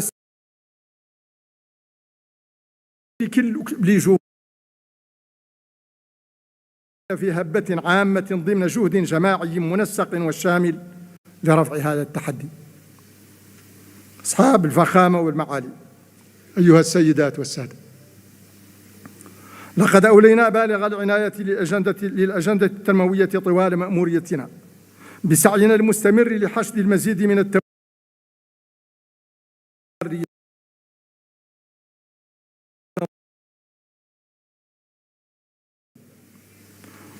فقد نظمنا مع صاحب الفخامة السيد ويليام صامويل روتو في إبريل 2024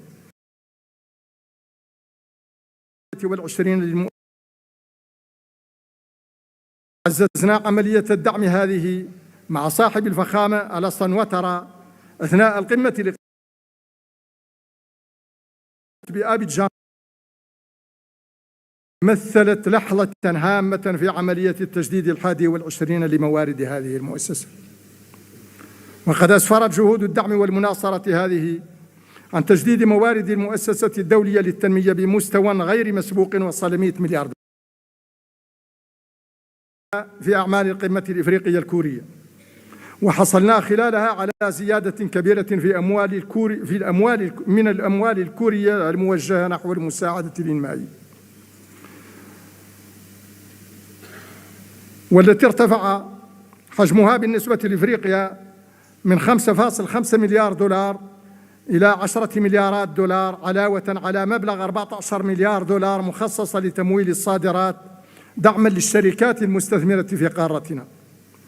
ينضاف لذلك ما أسفرت عنه النسخة الرابعة من قمة التعاون الصيني الإفريقي على مستوى الرؤساء من إعلان تخصيص جمهورية الصين الشعبية 50 مليار دولار لدفع عجلة التنمية في قارتنا.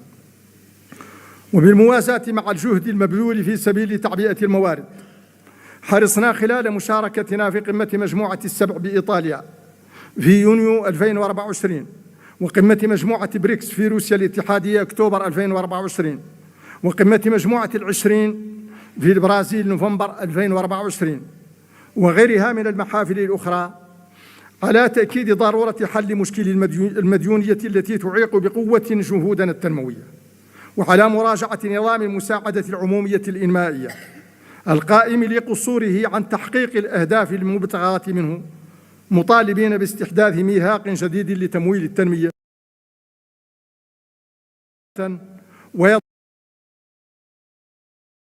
ومنصفا لتمويلات تناسب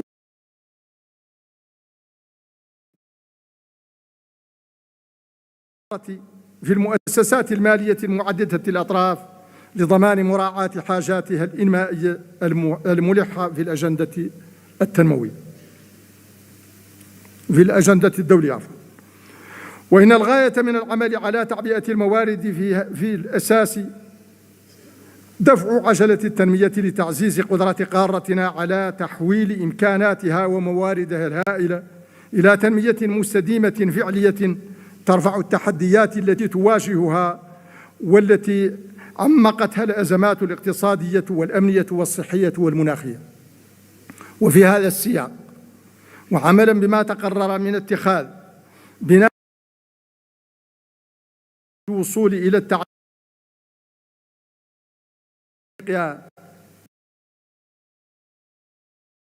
رسم السنة المنصرمة بريطانيا وبالتعاون مع لجنة مؤتمرا قاريا حول التهذيب والشباب وقابلية التشغيل في ديسمبر الماضي بنواكشوط، وكان الهدف من دمجه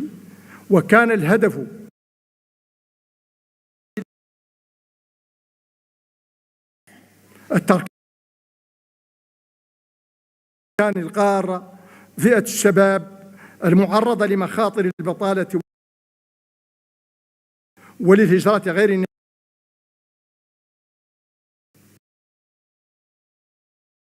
الاعتماد إعلان نواكشوط تكون دعامة تنموية مستدامة خلق فرص العمل الملائمة تقليصا لدوائر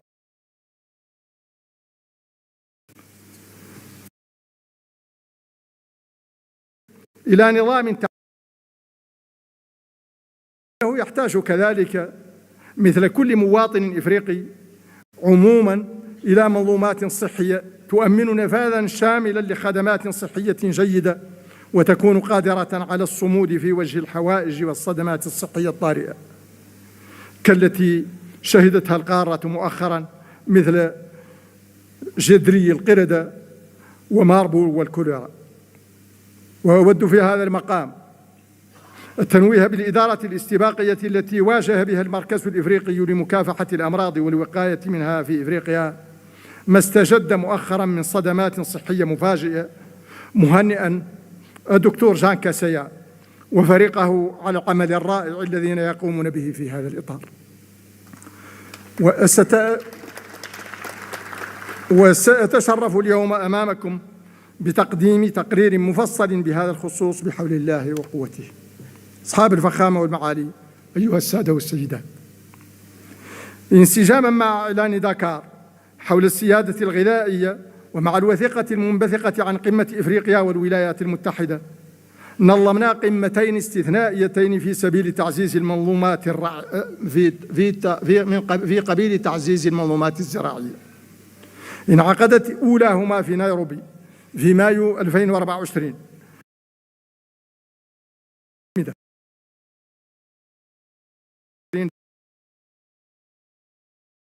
زراعية، واعتمدت خلالها استراتيجية وخطة عمل التنمية الزراعية الشاملة في إفريقيا للفترة 2026-2035. وإنني لأوصل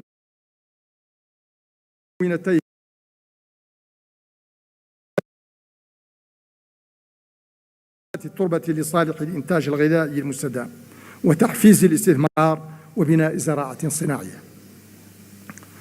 ومعلوم أن النهوض بقطاع إنتاجي كالزراعة، خاصة في البعد الصناعي منه، يستلزم توفر طاقة نظيفة بالكمية الكافية وبالتكلفة الملائمة.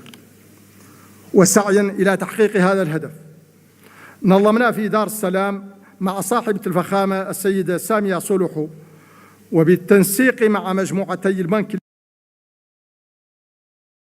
المنصرم القمة الإفريقية حول الطاقة المهمة 300 من أجل ضمان النفاذ إلى الكهرباء لصالح 300 مليون مواطن إفريقي في جنوب الصحراء.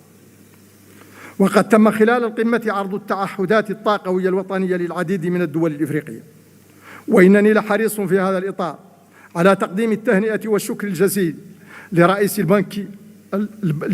البنك الإفريقي للتنمية السيد أكويميني أديسينا، وكذلك لرئيس مجموعة البنك الدولي السيد أجاي بانغا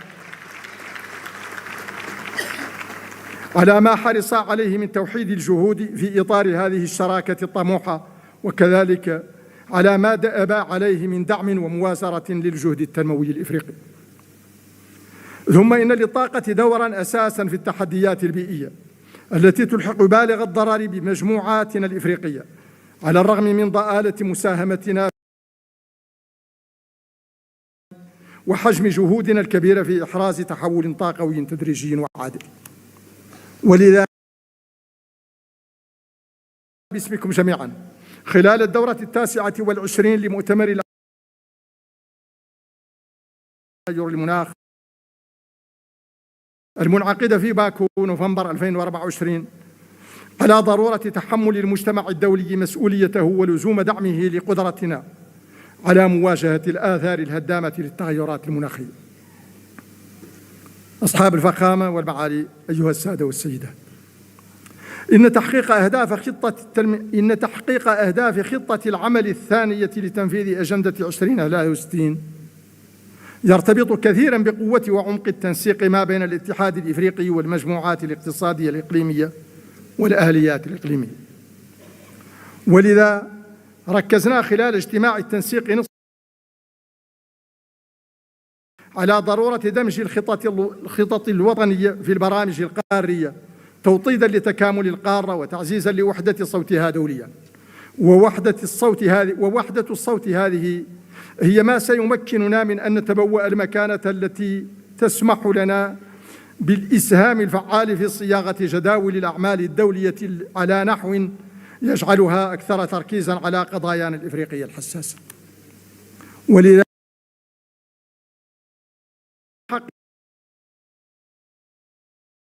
وفي المؤسسات المالية المتعددة الأطراف، وعن ضرورة إعادة صياغة قواعد الحكامة الدولية وتعزيز التعاون المتعدد الأطراف. وقد لاقت جهود المناصرة هذه أصداء إيجابية والتزامات صريحة بالعمل بمقتضاها في مختلف القمم والمؤتمرات، غير أن النجاعة بل وفي العمل الإفريقي المشترك لإصلاح الهيكل، وأنتم تعلمون إصلاح الهيكلي في من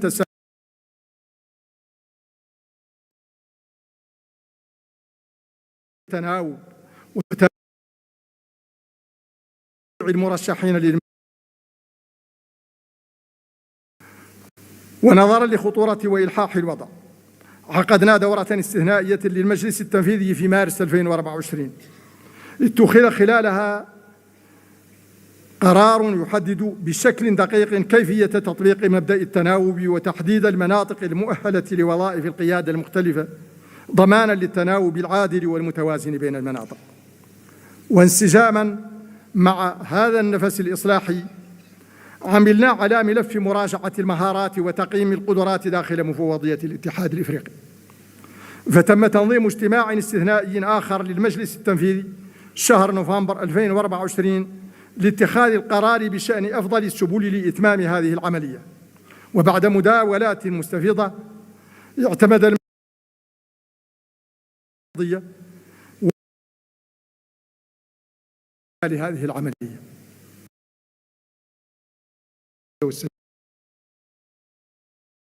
في خطاب التسلم أن تجاوز العوائق ورفع التحديات لا يكون إلا بالاتحاد وصهر الجهود الذين تستوجبه تراكنا لوحدة المصير ويقضي به حجم الرهان ويستلزمه سمو الغاية التي نسعى إليها جميعا. الأمر الرئاسة جاو لورينسو متمنيا له التوفيق والنجاح في المهمة الجسيمة التي أوكلت إلى فخامته، معربا عن دائم استعدادي لدعمه ومؤازرته.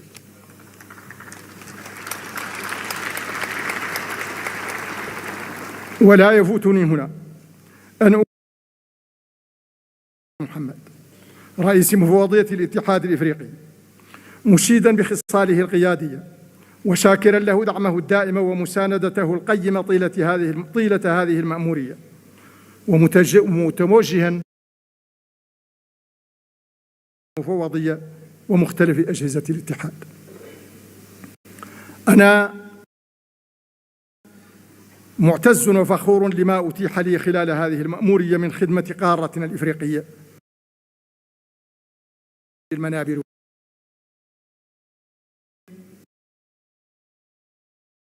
أنا أعمق إيمانا بأهداف الأجندة 2063 وأقوى عزما وإرادة على المشاركة الفعالة في ذلك. وإذ أجدد التهنئة لأخي صاحب الفخامة لأرجو له ولأعمال قمتنا هذه الاتحاد الإفريقي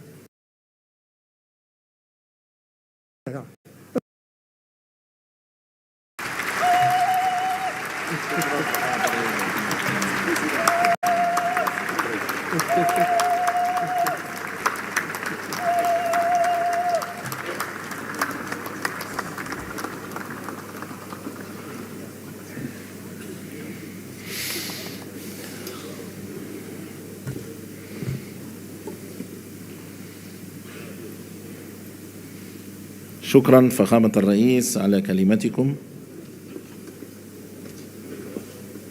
Excellencies, ladies and gentlemen, now allow me to invite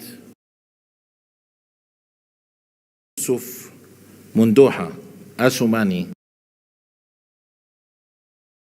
to Ethiopia Union, Dean of the African Ambassadors in Ethiopia, to introduce the new Bureau of the African Union Assembly for this session.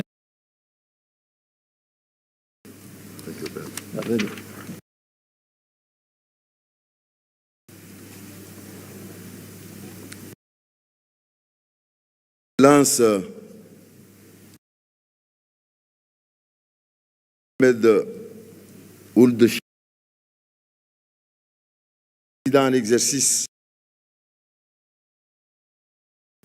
et président de la République islamique de Excellence, Monsieur Abiy Ahmed, Premier ministre de la République fédérale démocratique. Excellence, Messieurs et Madame les chefs d'État de l'Union africaine, Excellence, Messieurs de l'État de la Palestine, Excellence, Madame la première vice-présidente de la République de Barbados,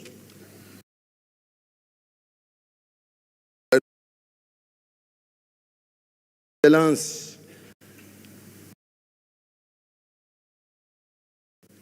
secrétaire général des Nations Unies, Excellence, Monsieur Moussa Faki Mahamat, président de la Commission de l'Union africaine, Excellence, Monsieur le secrétaire général adjoint de la Ligue des États arabes, Excellence, Mesdames les chefs des délégations, Excellence, représentants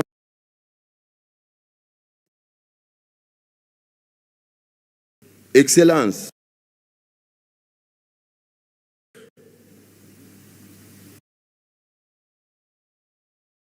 les chefs des organes de l'Union africaine, chers invités, à vos rangs et grades, Assalamu alaikum wa rahmatullah wa barakatuh. J'ai l'insolent honneur de vous présenter le bureau de la conférence pour l'année 2025, conformément à l'article 16 du règlement de la conférence. Le bureau se compose comme suit. Président,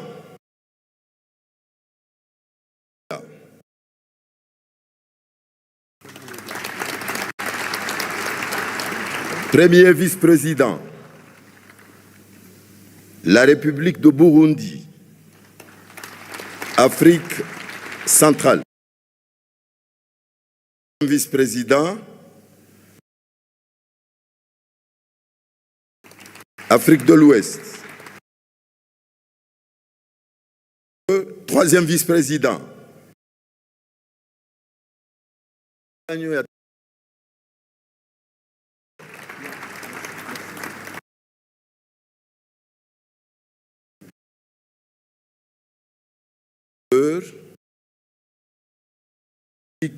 islamique de Mauritanie, l'Afrique du Nord. Tel a été proposé pour votre approbation et je vous remercie.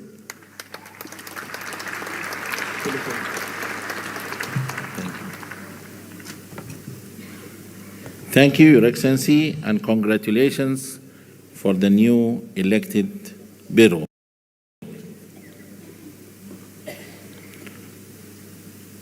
I have the honor now to invite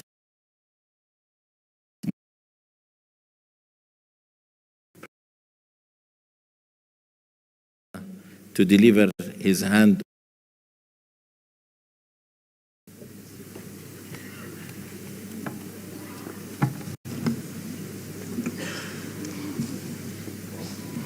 Je voudrais remercier mes chers collègues chefs d'État et de gouvernement, membres de la conférence,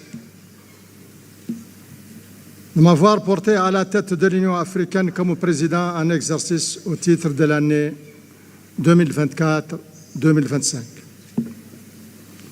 Durant cette période,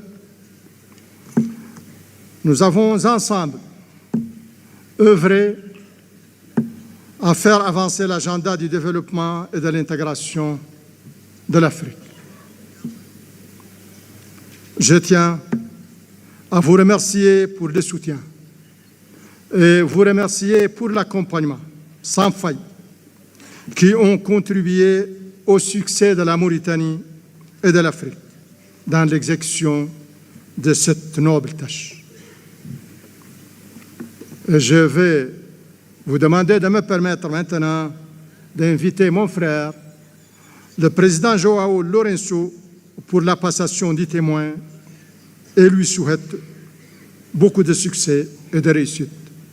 Je vous invite, Monsieur le Président. Thank you, Your Excellency. And now I have the honor to welcome His Excellency João Manuel Lourenço, President of the Republic of Angola, the new chairperson of the African Union, for the handover ceremony in the High Table. You are welcome, Your Excellency.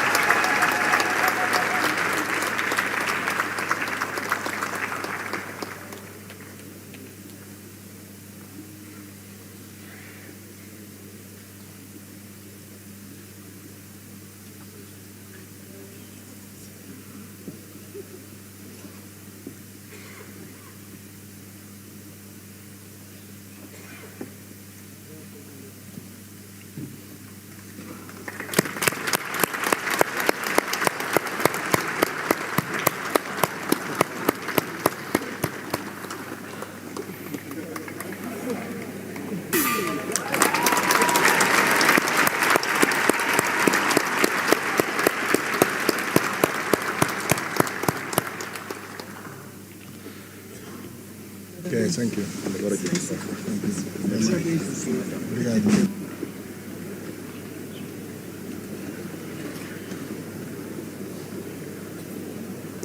Congratulations, Your Excellency. Allow me now to call His Excellency João Manuel Lourenço, President of the Republic of Angola, Chairperson of the African Union, to deliver his acceptance speech. Your Excellency.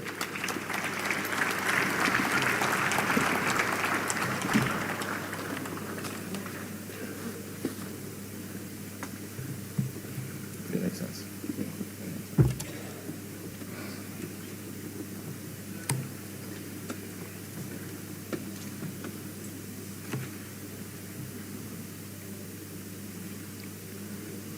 Sua Majestade Swati III do Reino de Swatini, Sua Majestade Letsi III do Reino do Lesoto, Sua Excelência Mohamed Ould Ghazouani, Presidente da República Islâmica da Mauritânia e Presidente cessante da União Africana, Suas Excelências Chefes de Estado e do Governo, Sua Excelência Abiy Ahmed Ali, Primeiro-Ministro da República Democrática Federal da Etiópia e anfitrião da conferência, Sua Excelência António Guterres, Secretário-Geral das Nações Unidas,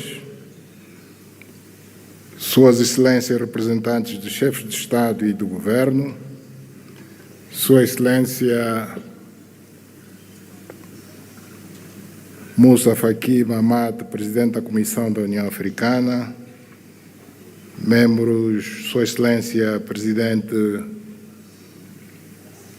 Mahmoud Abbas, Presidente da Autoridade Palestina, nosso convidado de honra, excelentíssimos membros do corpo diplomático acreditado em Addis Ababa, Excelências, minhas senhoras, meus senhores.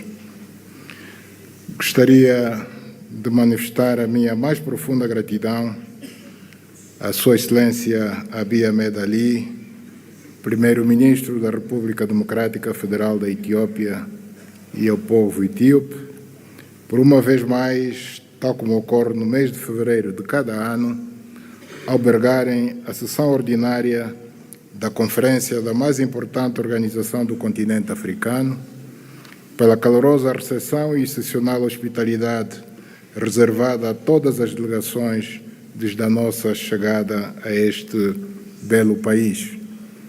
Agradeço igualmente a Sua Excelência Mohamed Ould Ghazouani, Presidente da República Islâmica da Mauritânia e Presidente cessante da União Africana, pela forma notável, dinâmica e proativa com que dirigiu a nossa organização durante este último exercício.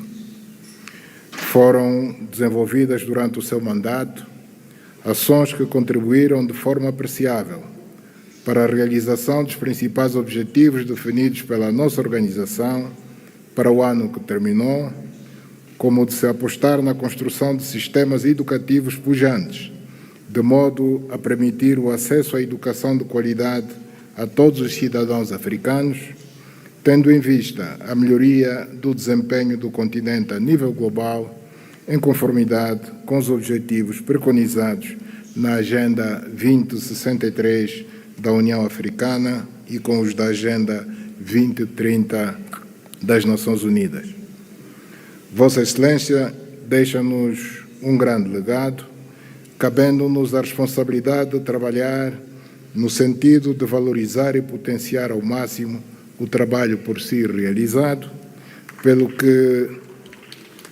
que conto para este efeito com o apoio e experiência do Sr. Presidente e o dos outros Estados-membros da União Africana, de modo a que a República de Angola possa levar por diante uma presidência que vá ao encontro das expectativas dos cidadãos do nosso continente e ajude a acrescentar mais um passo no caminho que percorremos para se alcançar o objetivo do desenvolvimento socioeconômico de nossos países, a concretização da Agenda 2063 no quadro de todas as ações e esforços que empreendemos para construir a África que queremos.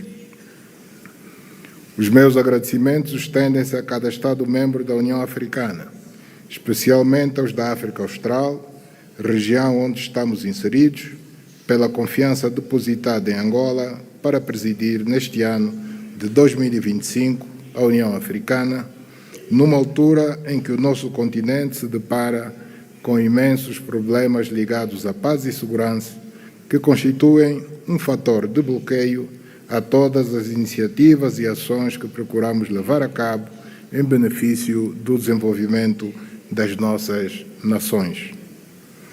Como é do conhecimento de todos, é a primeira vez que a República de Angola assume esta importante responsabilidade de conduzir os destinos do nosso continente nos próximos 12 meses, o que me levará a olhar com atenção para os principais problemas de África e colocar ao serviço da nossa organização a nossa experiência na busca de soluções para as questões relativas à paz e segurança e cuidar da implementação pelos Estados-membros das políticas econômicas e sociais que promovam o progresso e o desenvolvimento do nosso continente.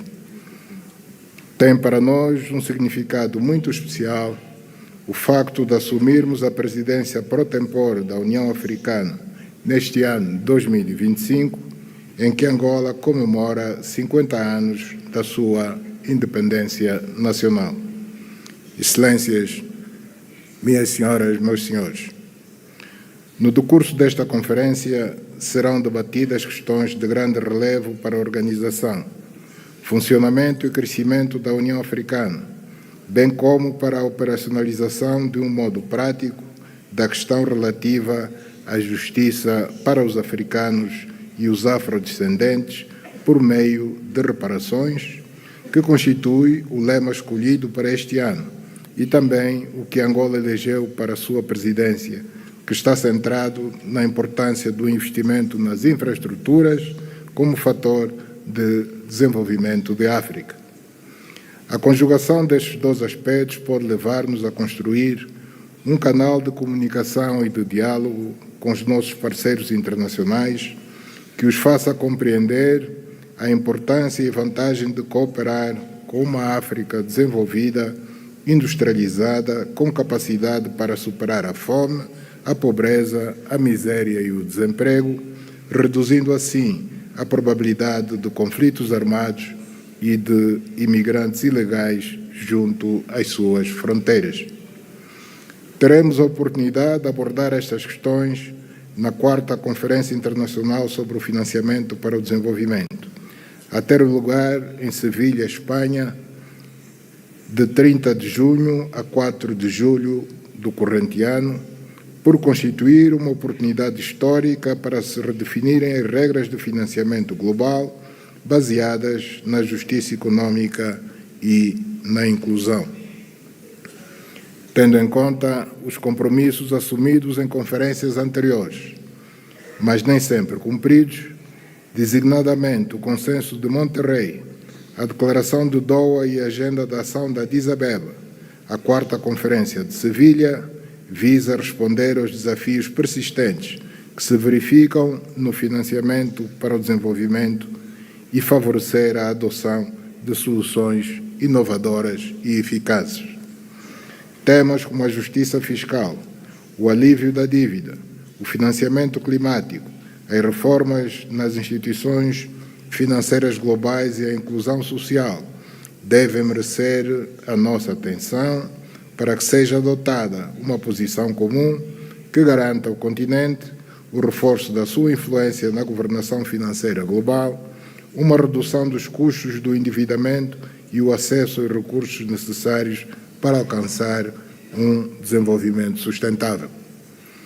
A concretização destes objetivos criará seguramente sinergias que vão dinamizar e ampliar as trocas comerciais, o intercâmbio cultural, técnico, tecnológico, científico e noutras áreas que poderão produzir vantagens significativas para todas as partes. Acreditamos que nas perspectivas que traçamos para os nossos países, enquanto governantes, incluímos programas a serem executados com um grande sentido de prioridade no domínio das infraestruturas fundamentais, designadamente as vias rodoviárias e ferroviárias, os portos e aeroportos, as centrais de produção de energia elétrica e respectivas linhas de transportação e distribuição, absolutamente indispensáveis para a industrialização do nosso continente e a melhoria das condições de vida das nossas populações. No decurso da presidência pro tempore da União Africana, que passamos a exercer a partir de hoje, pretendemos lançar, em articulação com todos os membros desta nossa instituição, um vasto plano de atração de investimentos e de captação de recursos financeiros significativos junto dos nossos grandes parceiros internacionais, para que a Comissão da União Africana estabeleça as bases e defina os projetos de infraestruturas a serem realizados. Destaco o contributo que Angola poderá prestar ao desenvolvimento de África, colocando ao dispor o excedente energético que tem para a mitigação das necessidades de vários países neste domínio da energia. Pela relevância e importância estratégica que assume no quadro da transportação de produtos diversos e também no do comércio intra-africano e no de África com o resto do mundo, gostaria de destacar a importância do corredor de Lobito e dos caminhos de ferro tanzanianos Tazara, que poderão desempenhar um papel incontornável na interconexão entre os países africanos e na promoção do comércio que pretendemos realizar no âmbito da Zona de Comércio Livre Continental Africana. Tendo em vista o que referi anteriormente, considero que devemos ter uma estratégia bem definida para colhermos benefícios significativos do facto de a União Africana integrar o G20, o que constitui uma conquista essencial para garantir que o nosso continente seja parte ativa das decisões econômicas globais. Excelências, minhas senhoras, meus senhores, As linhas estratégicas da presidência angolana estão alinhadas em termos gerais com as ações prioritárias definidas a nível continental, no âmbito da aceleração do segundo plano decenal da implementação da Agenda 2063, correspondente ao período de 2024 a 2033, centradas nas infraestruturas de transporte e conectividade, energia e recursos naturais, paz e segurança, agricultura e economia azul, integração continental e zona de comércio livre, educação e capacitação e parcerias estratégicas. Neste quadro, das grandes linhas da nossa atuação, adquire uma importância central a questão da paz e segurança, por se tratar de um dos principais pressupostos para se materializarem as aspirações contidas na Agenda 2063 da União Africana, em especial o programa que estabelece o silenciar das armas até 2030, que visa transformar a África numa região pacífica, segura e confiante num futuro promissor e de prosperidade para todos nós africanos, decididos a colocar o nosso continente na rota do desenvolvimento. No relatório sobre as ações que realizei no quadro das minhas atribuições como campeão da União Africana para a Paz e Reconciliação em África, apresentarei de forma mais detalhada as ações que empreendi para ajudar a restituir a paz ao nosso continente e, em especial, na região leste da República Democrática do Congo. Também vos falarei da minha visão sobre o que será essencial levarmos a cabo no futuro para que se consiga pôr um fim definitivo aos conflitos em África e fazer face aos desafios que as mudanças inconstitucionais de governo, o terrorismo e, mais recentemente, a invasão e ocupação de territórios de países vizinhos nos colocam. Temos ainda os desafios que se prendem com as catástrofes naturais resultantes das alterações climáticas e dos surtos de Marburgo, ébola, de varíola de origem animal e da cólera, que ciclicamente nos afeta e nos obriga a trabalhar de forma unida e solidária para que encontremos soluções coletivas para a sua superação. Nesta perspectiva, considero essencial que olhemos para a terceira Conferência dos Oceanos, agendada para o corrente ano em Nice, França, como uma oportunidade para se discutirem as principais preocupações que sobre esta matéria afligem o nosso continente. Tendo mais de 30 países costeiros, o continente deverá ter como objetivos a proteção dos ecossistemas marinhos, promover uma economia azul sustentável e intensificar as ações contra a pesca ilegal, a poluição marinha e as alterações climáticas, que são, na verdade, desafios gigantescos a que temos de fazer face permanentemente. Quero, desde já, manifestar a esperança de que esta conferência contribua para a segurança alimentar, para o reforço da resiliência costeira e crie condições para que se mobilize o financiamento internacional para projetos sustentáveis no quadro da economia azul. Excelências, neste ano da presidência angolana, vamos trabalhar em coordenação com a Comissão da União Africana para mobilizar maiores recursos financeiros por via do reforço da cotização de cada Estado-membro, para que possamos, assim, dotar-nos dos recursos necessários à realização de projetos e programas a nível continental, reduzindo, assim, a nossa dependência relativamente ao financiamento externo. Excelências, minhas senhoras, meus senhores, estamos a viver um ambiente internacional extremamente desafiante em face dos nefastos efeitos dos conflitos que o continente enfrenta, bem como dos que vive o leste da Europa e a região do Médio Oriente. Apesar disso, temos a plena convicção de que, se conjugarmos esforços e unirmos as nossas forças, conseguiremos ultrapassar estes grandes desafios e construir a África com que sonhamos, e com uma voz cada vez mais ativa na abordagem dos grandes problemas que afligem a humanidade. É neste contexto que considero que devemos continuar a agir como um só corpo, no sentido de que as Nações Unidas se tornem mais inclusivas e alinhadas com os desafios e oportunidades de hoje, devendo a reforma do Conselho de Segurança continuar a ser uma prioridade fundamental para o nosso continente, pelo que é importante que reafirmemos o nosso compromisso com o consenso de Esulwini e a declaração de Sirte de 2005 a favor de 2 lugares de membros permanentes com o direito de veto e outros privilégios inerentes. Excelências,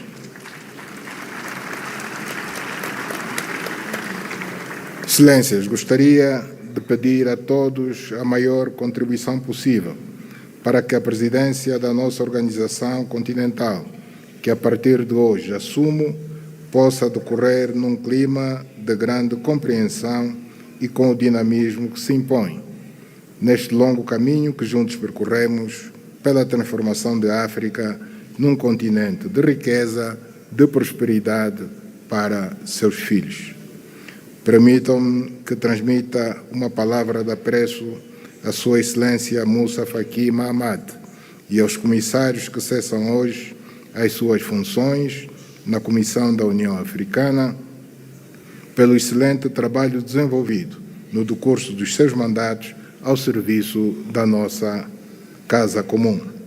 Desejo à nova liderança sénior da Comissão da União Africana muitos sucessos no desempenho das novas funções, enquanto apelamos para que o espírito pan-africano e os ideais dos pais fundadores continuem a guiar o futuro da nossa organização continental.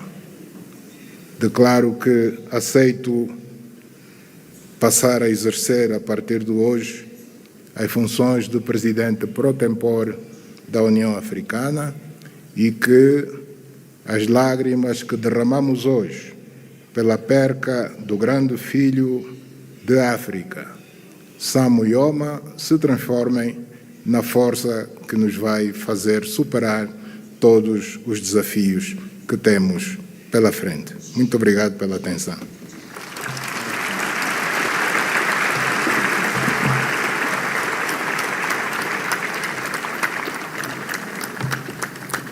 Thank you, Your Excellency.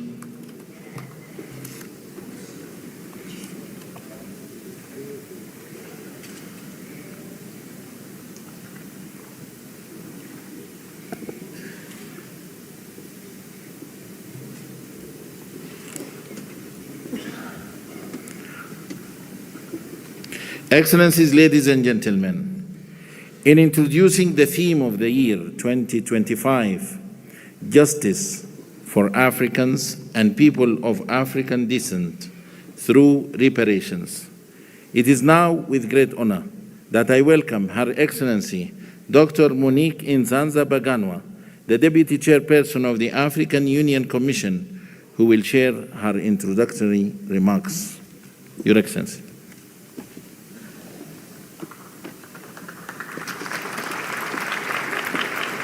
Then we will introduce Barbados.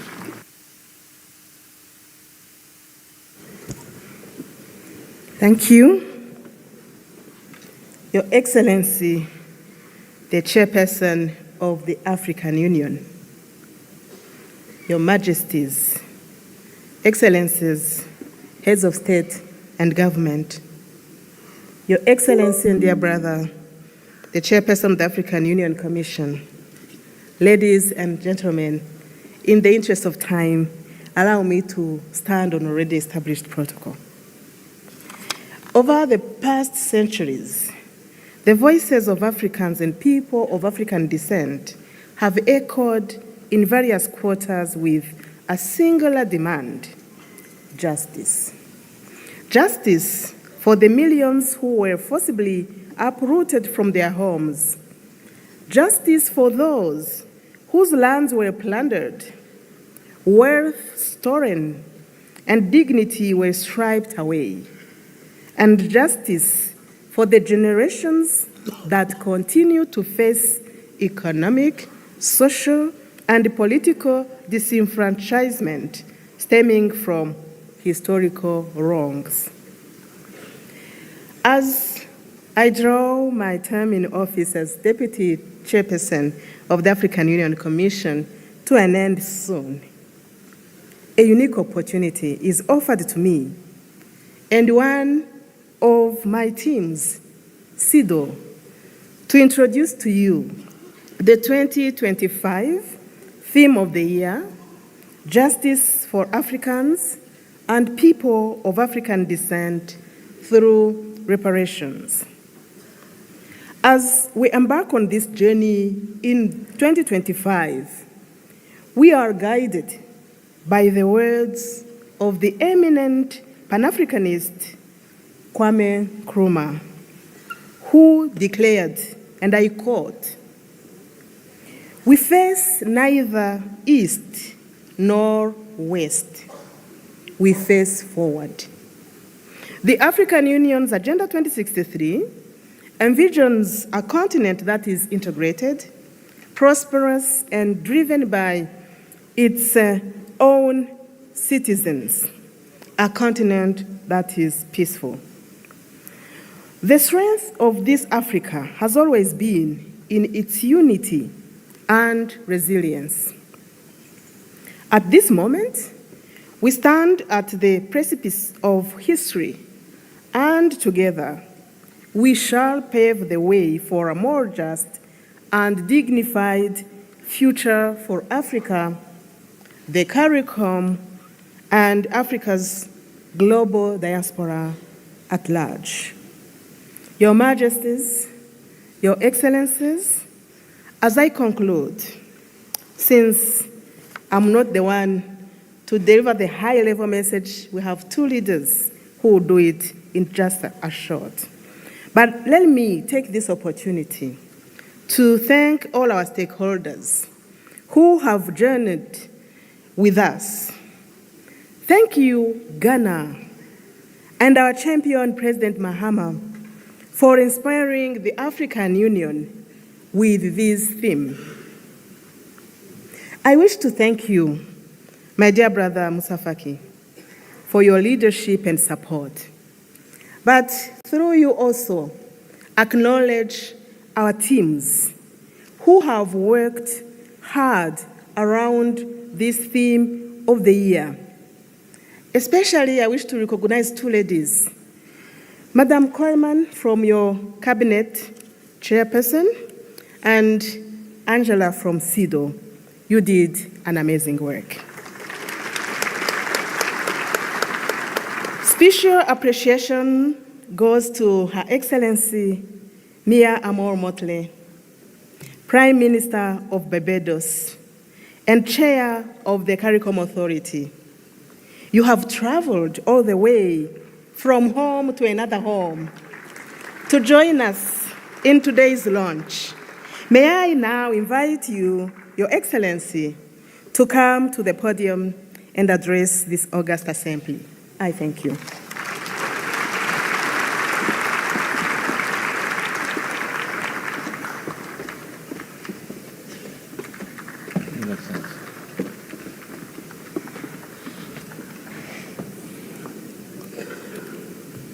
Thank you very much, Madam Chairperson.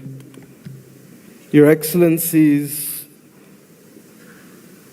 and may I start, Chairperson of the African Union, President of Angola, Your Excellency, Prime Minister of the Federal Democratic Republic of Ethiopia and our host, Dr. Abiy Ahmed, Your Excellency, outgoing Chairperson of the African Union and President of the Islamic Republic of Mauritania, Your Majesties, Your Excellencies, Heads of State and Government of the African Union, and First Ladies present, Your Excellency, the President of Palestinian Authority, Your Excellency António Guterres, Secretary General of the United Nations, Your Excellency Musa Faki Mohammed, Chairperson of the African Union Commission, Your Excellencies, former heads of state and heads of government of the African Union, distinguished delegates, ambassadors, and guests all. I stand here clothed in the spirit of the battles of Adwa, conscious that it was that battle within 24 hours that shook the confidence of the powers of Europe, but inspired the people of Africa and the children of the African diaspora that good would prevail over evil and light over darkness, but only in the context of our unity. I stand here conscious that it was that battle that forged the beginnings of Pan-Africanism that eventually led to the movement for independence and the destruction of the colonial powers to give us not full development and power, but the first steps of political independence. I stand here conscious and buffeted by the dreams and works of the great Pan-African pioneers, and conscious that as a children of the Caribbean, we have long dreamt for the moment of unity with our brothers and sisters of Africa, a division that was secured by those whose success and survival depended on separation of us rather than on the ability for us to act as one common people.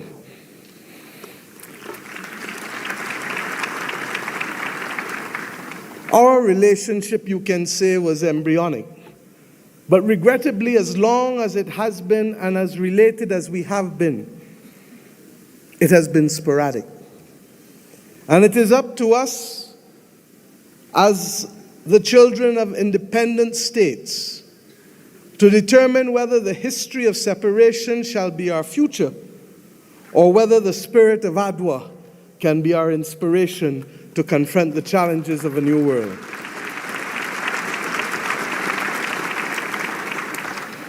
Yes, I stand here as a daughter of Africa. I stand here equally as a proud Prime Minister of Barbados, a country which is the first landmass that you reach after you leave this great continent of Africa, a country which became a hub for the wrong reasons. But today I come to Ethiopia to share with you in the African Union that we can be a hub now for the right reasons between our two peoples. I stand here as the proud chairman of CARICOM, the Caribbean community, recognizing that as a member of the 6th region of Africa, we have come to reclaim our Atlantic destiny.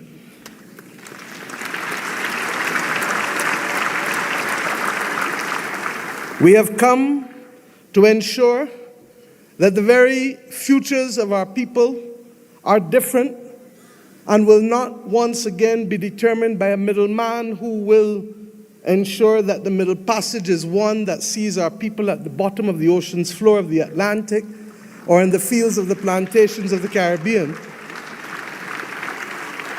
but instead that it will be a future that sees our people, hears our people, feels our people, and that will determine in future that it is we who shall forge the manner in which we cooperate, integrate, and invest, rather than simply being victims of a past history.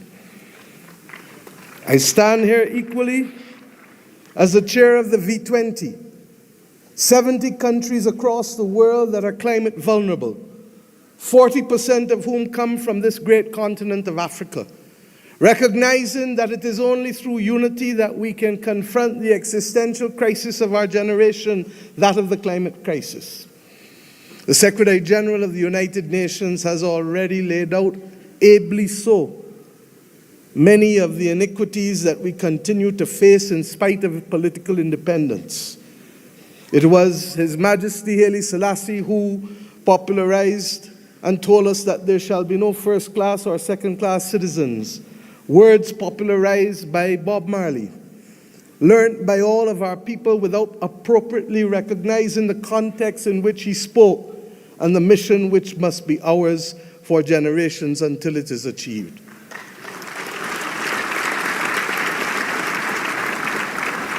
He told us that there would be war if there were first-class and second-class citizens. He told us that there would be war if the color of our skin was more significant than the color of our eyes.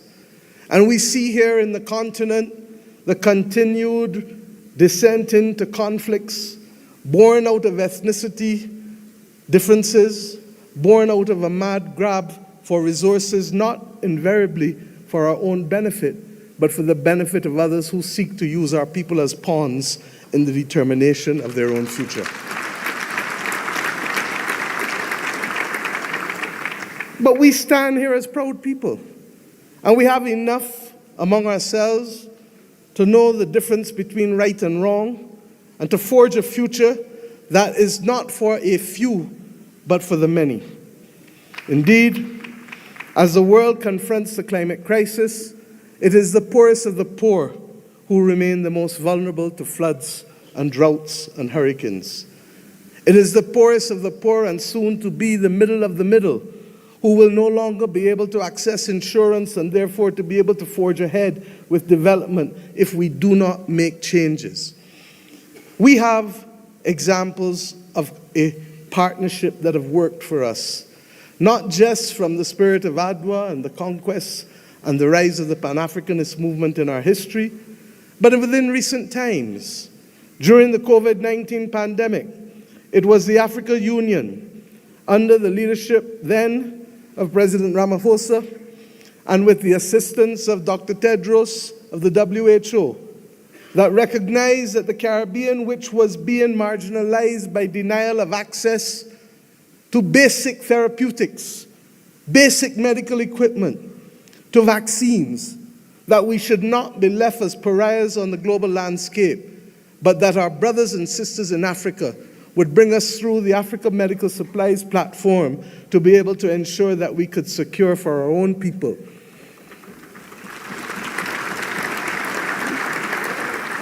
It was with the solidarity of many of you in the African Union that the Bridgetown Initiative has been able to take root and to make a case for a more modern and a fairer system that allows us to be able to access finance and to be able to put in place measures that allow us to be able to pause our repayment of debt during the period of necessity for rebuilding after horrific climatic events.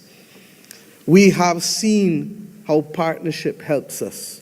We do not need any more evidence. What is required of us is to lead the way to peace, to prosperity, and to justice. And the reparations which we call for the international community to be able to recognize, first and foremost, with that which we ask from each of our children. Say sorry. Say sorry. And mean it.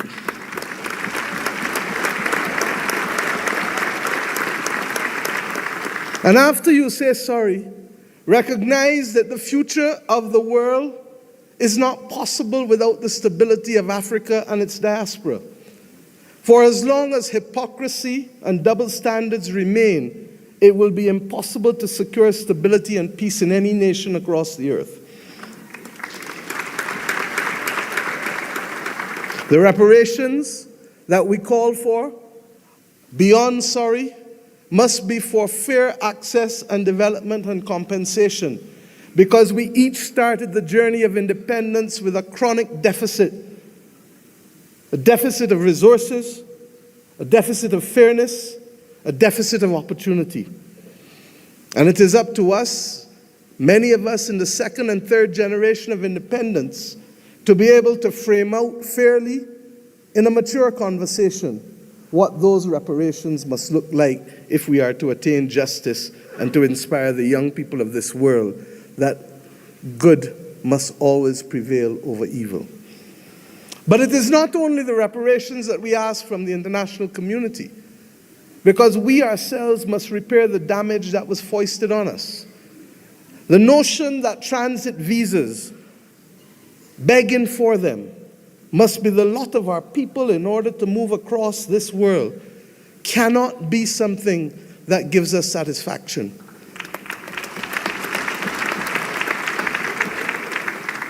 To go east and to go west, we are first forced to go north. It is not right.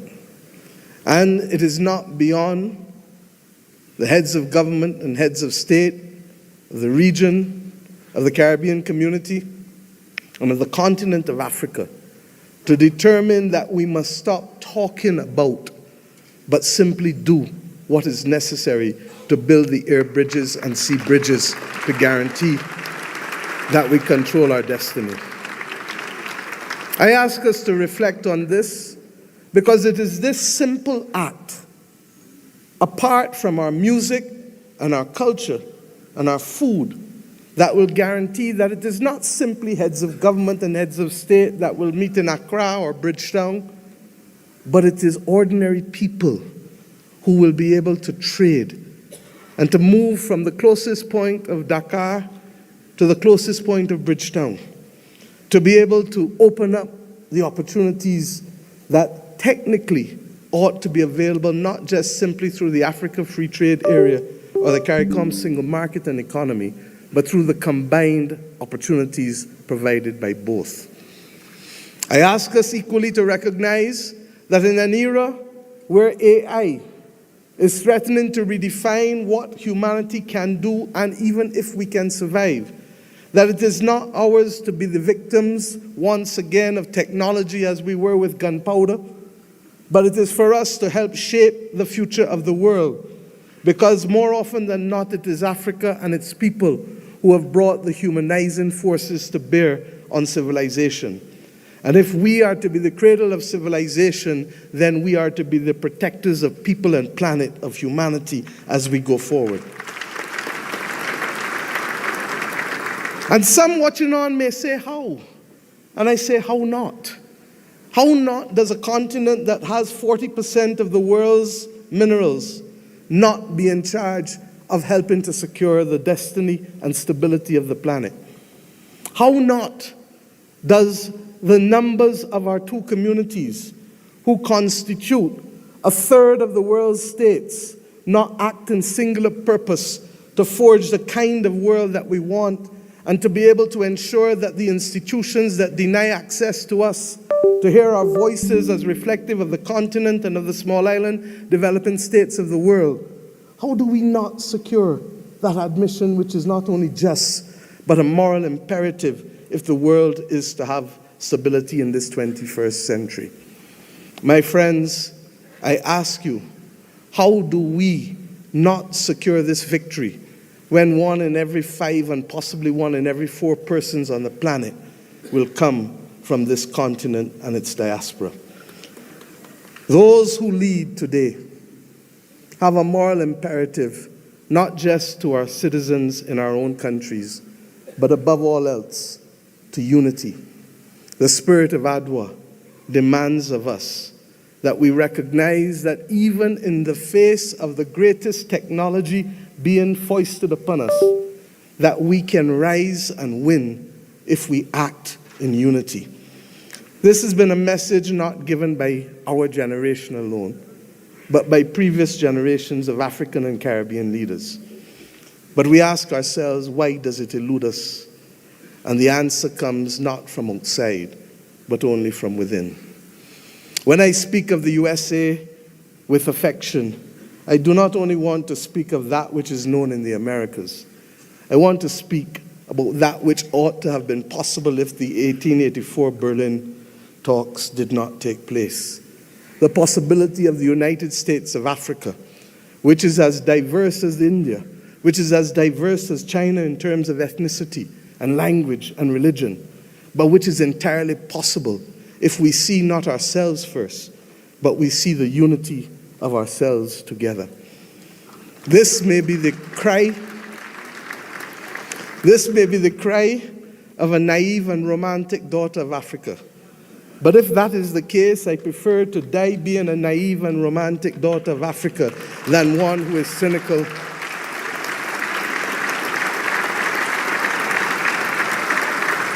and one who is daunted by the actions and power of others. We know what it is to stand in unity with you to fight apartheid and to fight for the liberation of the peoples of Africa. For when President Castro stood to send people from his own country to southern Africa to free your people, it was in my own country that the planes refueled, ensuring that that battle was possible. And when 100 years ago, almost, a Barbadian man and woman left our nation and left the United States to come here, Arnold and Mignon Ford, he wrote the anthem and lyrics of the anthem of the United Negro Improvement Association, UNIA, and his wife dared to establish a co-educational school here in Ethiopia, ensuring that boys and girls could receive education in a time and at a time when war was dominating the global landscape. They chose to see light rather than darkness. I ask us today, in tangible terms, that will allow our people to travel, that will allow us to pool our investments to ensure that the people of Africa not be denied the electricity that is so necessary as a platform for participation in the new world. I ask us not only to pool that investment, but to also ensure that we pool our voices, because there is too much division in this world today. There is too much war and there is too much conflict. And we know what precipitates and causes that. If we leave Addis Ababa with the commitment that the world is not going to be safe without a prosperous and stable Africa, then we understand what is the moral imperatives we must undertake in each of our countries to secure that unity of purpose and to secure ultimately the saving of the people and planet. I ask you today to recognize that, and I thank Prime Minister Abiy Ahmed for agreeing that the first in-face summit of CARICOM and the African Union should take place here in Addis Ababa on the 7th of September of this year of our Lord.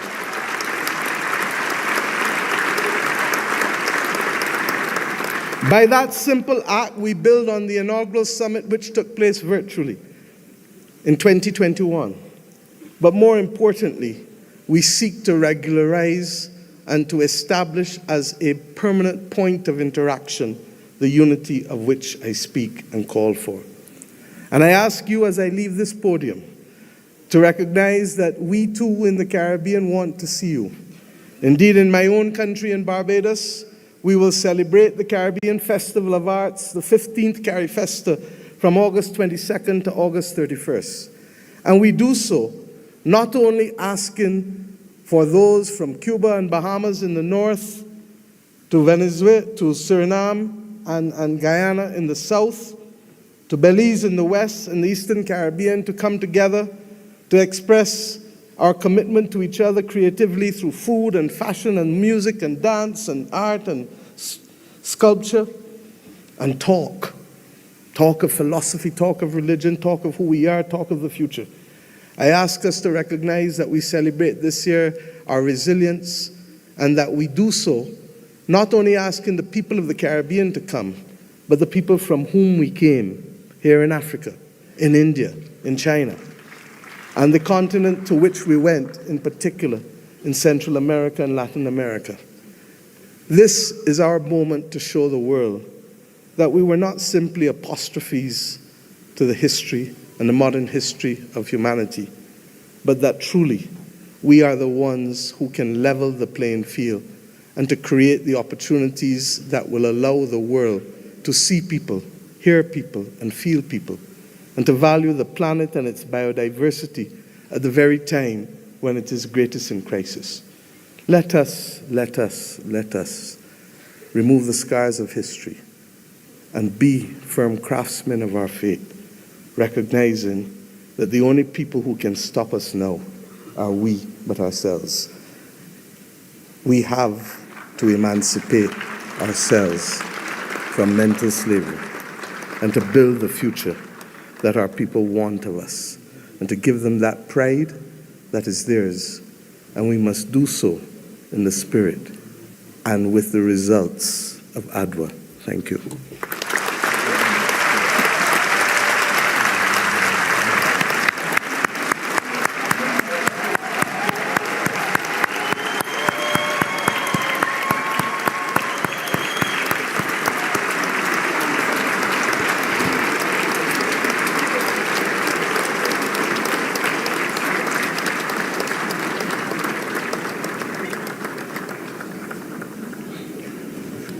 Thank you, Your Excellency, Prime Minister of Barbados, Chair of the Caribbean Community, CARICOM, for a global call for the African Union theme of year 2025.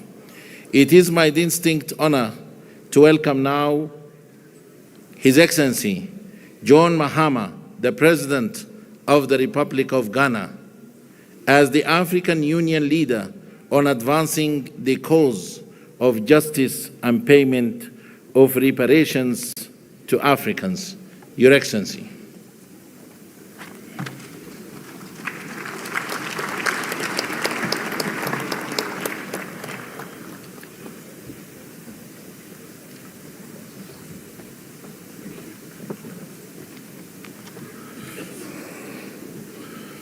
Thank you. Your Excellency, Chairman, President of Angola, Your Excellency, Prime Minister Abiy Ahmed of the Federal Democratic Republic of Ethiopia, Your Excellency, Chairperson of the African Union, and in the interest of time, may I just proceed on established protocol and say, Your Excellencies, my colleague, heads of state, distinguished citizens. It's a privilege to address this historic launch of the African Union theme of the year 2025, and I quote, "Justice for Africans and the people of African descent through reparations," unquote. This moment marks a significant milestone in our collective pursuit of justice, equity, and the long overdue recognition of the historical injustices that continue to shape the lives of Africans and the people of African descent worldwide. At the 37th Ordinary Session of the Assembly of the African Union in February 2024, our heads of state and government made a landmark decision to dedicate the year 2025 to the cause of reparatory justice. This decision underscores our collective commitment to addressing the historical injustices and their lingering consequences that have impacted generations of Africans and people of African descent. It aligns with our broader struggle for liberation, unity, and socioeconomic empowerment as enshrined in Agenda 2063, the Africa we want, a vision for an integrated, peaceful, and prosperous continent. Your Excellencies, the transatlantic slave trade was one of the most heinous crimes against humanity, spanning about 400 years and forcibly displacing more than 12.5 million Africans. It is estimated that at least 2 million of our compatriots perished during the Middle Passage alone. The legacy of this brutal system, along with colonialism, apartheid, genocide, and neo-colonial exploitation, have left deep and enduring scars on the fabric of our societies. Today, the descendants of enslaved Africans continue to face economic disparities, social inequality, systemic discrimination, and racial prejudices. Addressing these challenges require more than just acknowledging them. It demands action. The economic impact of colonialism on Africa has been profound. Historical estimates suggest that the continent lost trillions of dollars in both human and material resources due to colonial exploitation. The forced extraction of wealth, which included minerals, cash crops, and labor, deprived African nations of the capital and infrastructure necessary for sustainable development. Colonial policies intentionally stifled industrial growth, leading to a dependency on foreign economies that persists even till today. The systemic plundering of Africa's natural resources, coupled with the disruption of traditional governance structures, has resulted in lasting consequences, worsening poverty and the development and inequality throughout the continent.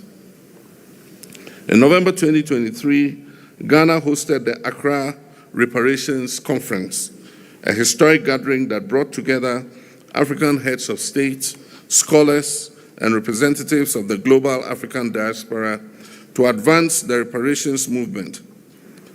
This conference reaffirmed the urgent need for comprehensive reparatory justice and laid the foundation for stronger advocacy and policy frameworks. It provided a platform for dialogue on the financial, cultural, and social restitution necessary to address the enduring effects of slavery and colonialism. The outcomes of this conference served as a guiding pillar for our collective efforts moving forward. The 2025 AU theme of the year is therefore a call to galvanize efforts towards reparatory justice. It is an appeal to ensure that the dignity, rights, and well-being of Africans and their descendants are fully restored. Reparations involves not only financial compensation, but also restitution, rehabilitation, and guarantees of non-repetition for the abuse of fellow human beings. It is also about truth-telling, historical accountability, and the restoration of agency to those who have been marginalized for centuries. Your Excellencies, ladies and gentlemen, the call for reparations, while including, extends beyond financial redress to encompass addressing structural inequalities, ensuring educational and economic opportunities, reclaiming cultural heritage, and amplifying the voice of Africa and the diaspora communities on the global stage. Achieving justice requires multi-stakeholder collaboration. Today's pre-launch event serves as a crucial platform for concertedly rolling out constructive consultation, dialogue, and partnership. We welcome the participation of AU member states, regional economic communities, the global African diaspora, civil society organizations, academia, the private sector, and international partners in this transformative endeavor. The African Union Commission, in collaboration with key partners, have developed a concept note and revised the roadmap to guide the implementation of the reparations agenda. This initiative will further the aspirations of Agenda 2063, fostering an Africa that is self-reliant, just, and inclusive. Through this launch, we seek to, among other things, mobilize political will and commitment towards reparatory justice and racial healing, present and discuss the roadmap for implementing the 2025 theme of the year, foster partnerships among AU member states, diaspora communities, and like-minded international allies, engage stakeholders in resource mobilization efforts to support reparations initiatives across Africa, elevate awareness and advocacy to ensure sustained engagement beyond 2025, encourage dialogue and knowledge sharing among experts, policymakers, historians, and affected communities. And finally, to ensure an end to the culture of silence and denial on racism and colonialism. Your Excellency, the work ahead requires a unified voice, a clear strategy, and unyielding commitment. Today, we reaffirm our commitment to working together to develop policies and frameworks that will support reparations efforts across Africa and beyond. We must continue to advocate for stronger legal and institutional mechanisms at the national, regional, and international levels to ensure that reparatory justice for the historical trauma inflicted on global Africa is not just a conversation, but a reality. Your Excellencies, ladies and gentlemen, to conclude, I wish to express Ghana's unwavering support for this critical initiative. Let us seize this moment with the determination it deserves as we work together towards a future that is fair, that is just and equitable for all Africans and people of African descent, and by natural extension, the uplifting of all humanity. I thank you.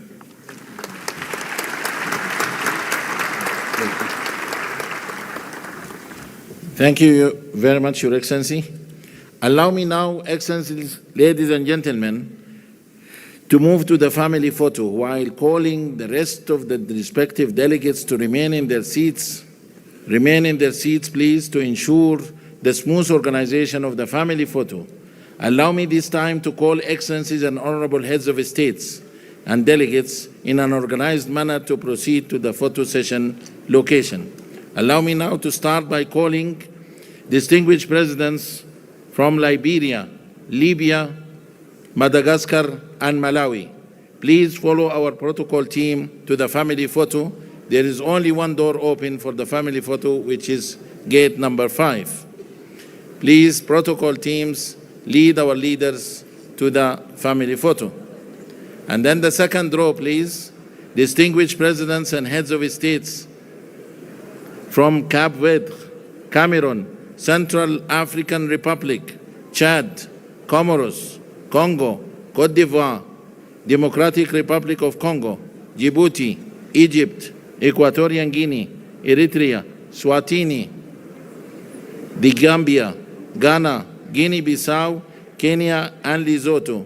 Please follow our protocol team to the family photo. Excellencies, presidents and heads of delegations from Sierra Leone, Somalia, South Africa, South Sudan, Tanzania, Togo, Tunisia, Uganda, Zambia, Zimbabwe, Algeria, Benin, Botswana, and Burundi. Please follow our protocol team to the photo session location. Honorable presidents and heads of delegations from Mauritania, Mauritius, Morocco, Mozambique, Namibia, Nigeria, Rwanda, Sahrawi Republic, Sao Tome and Principe, Senegal, Seychelles, please follow our protocol team. Excellency Prime Minister of Barbados. They went? Okay.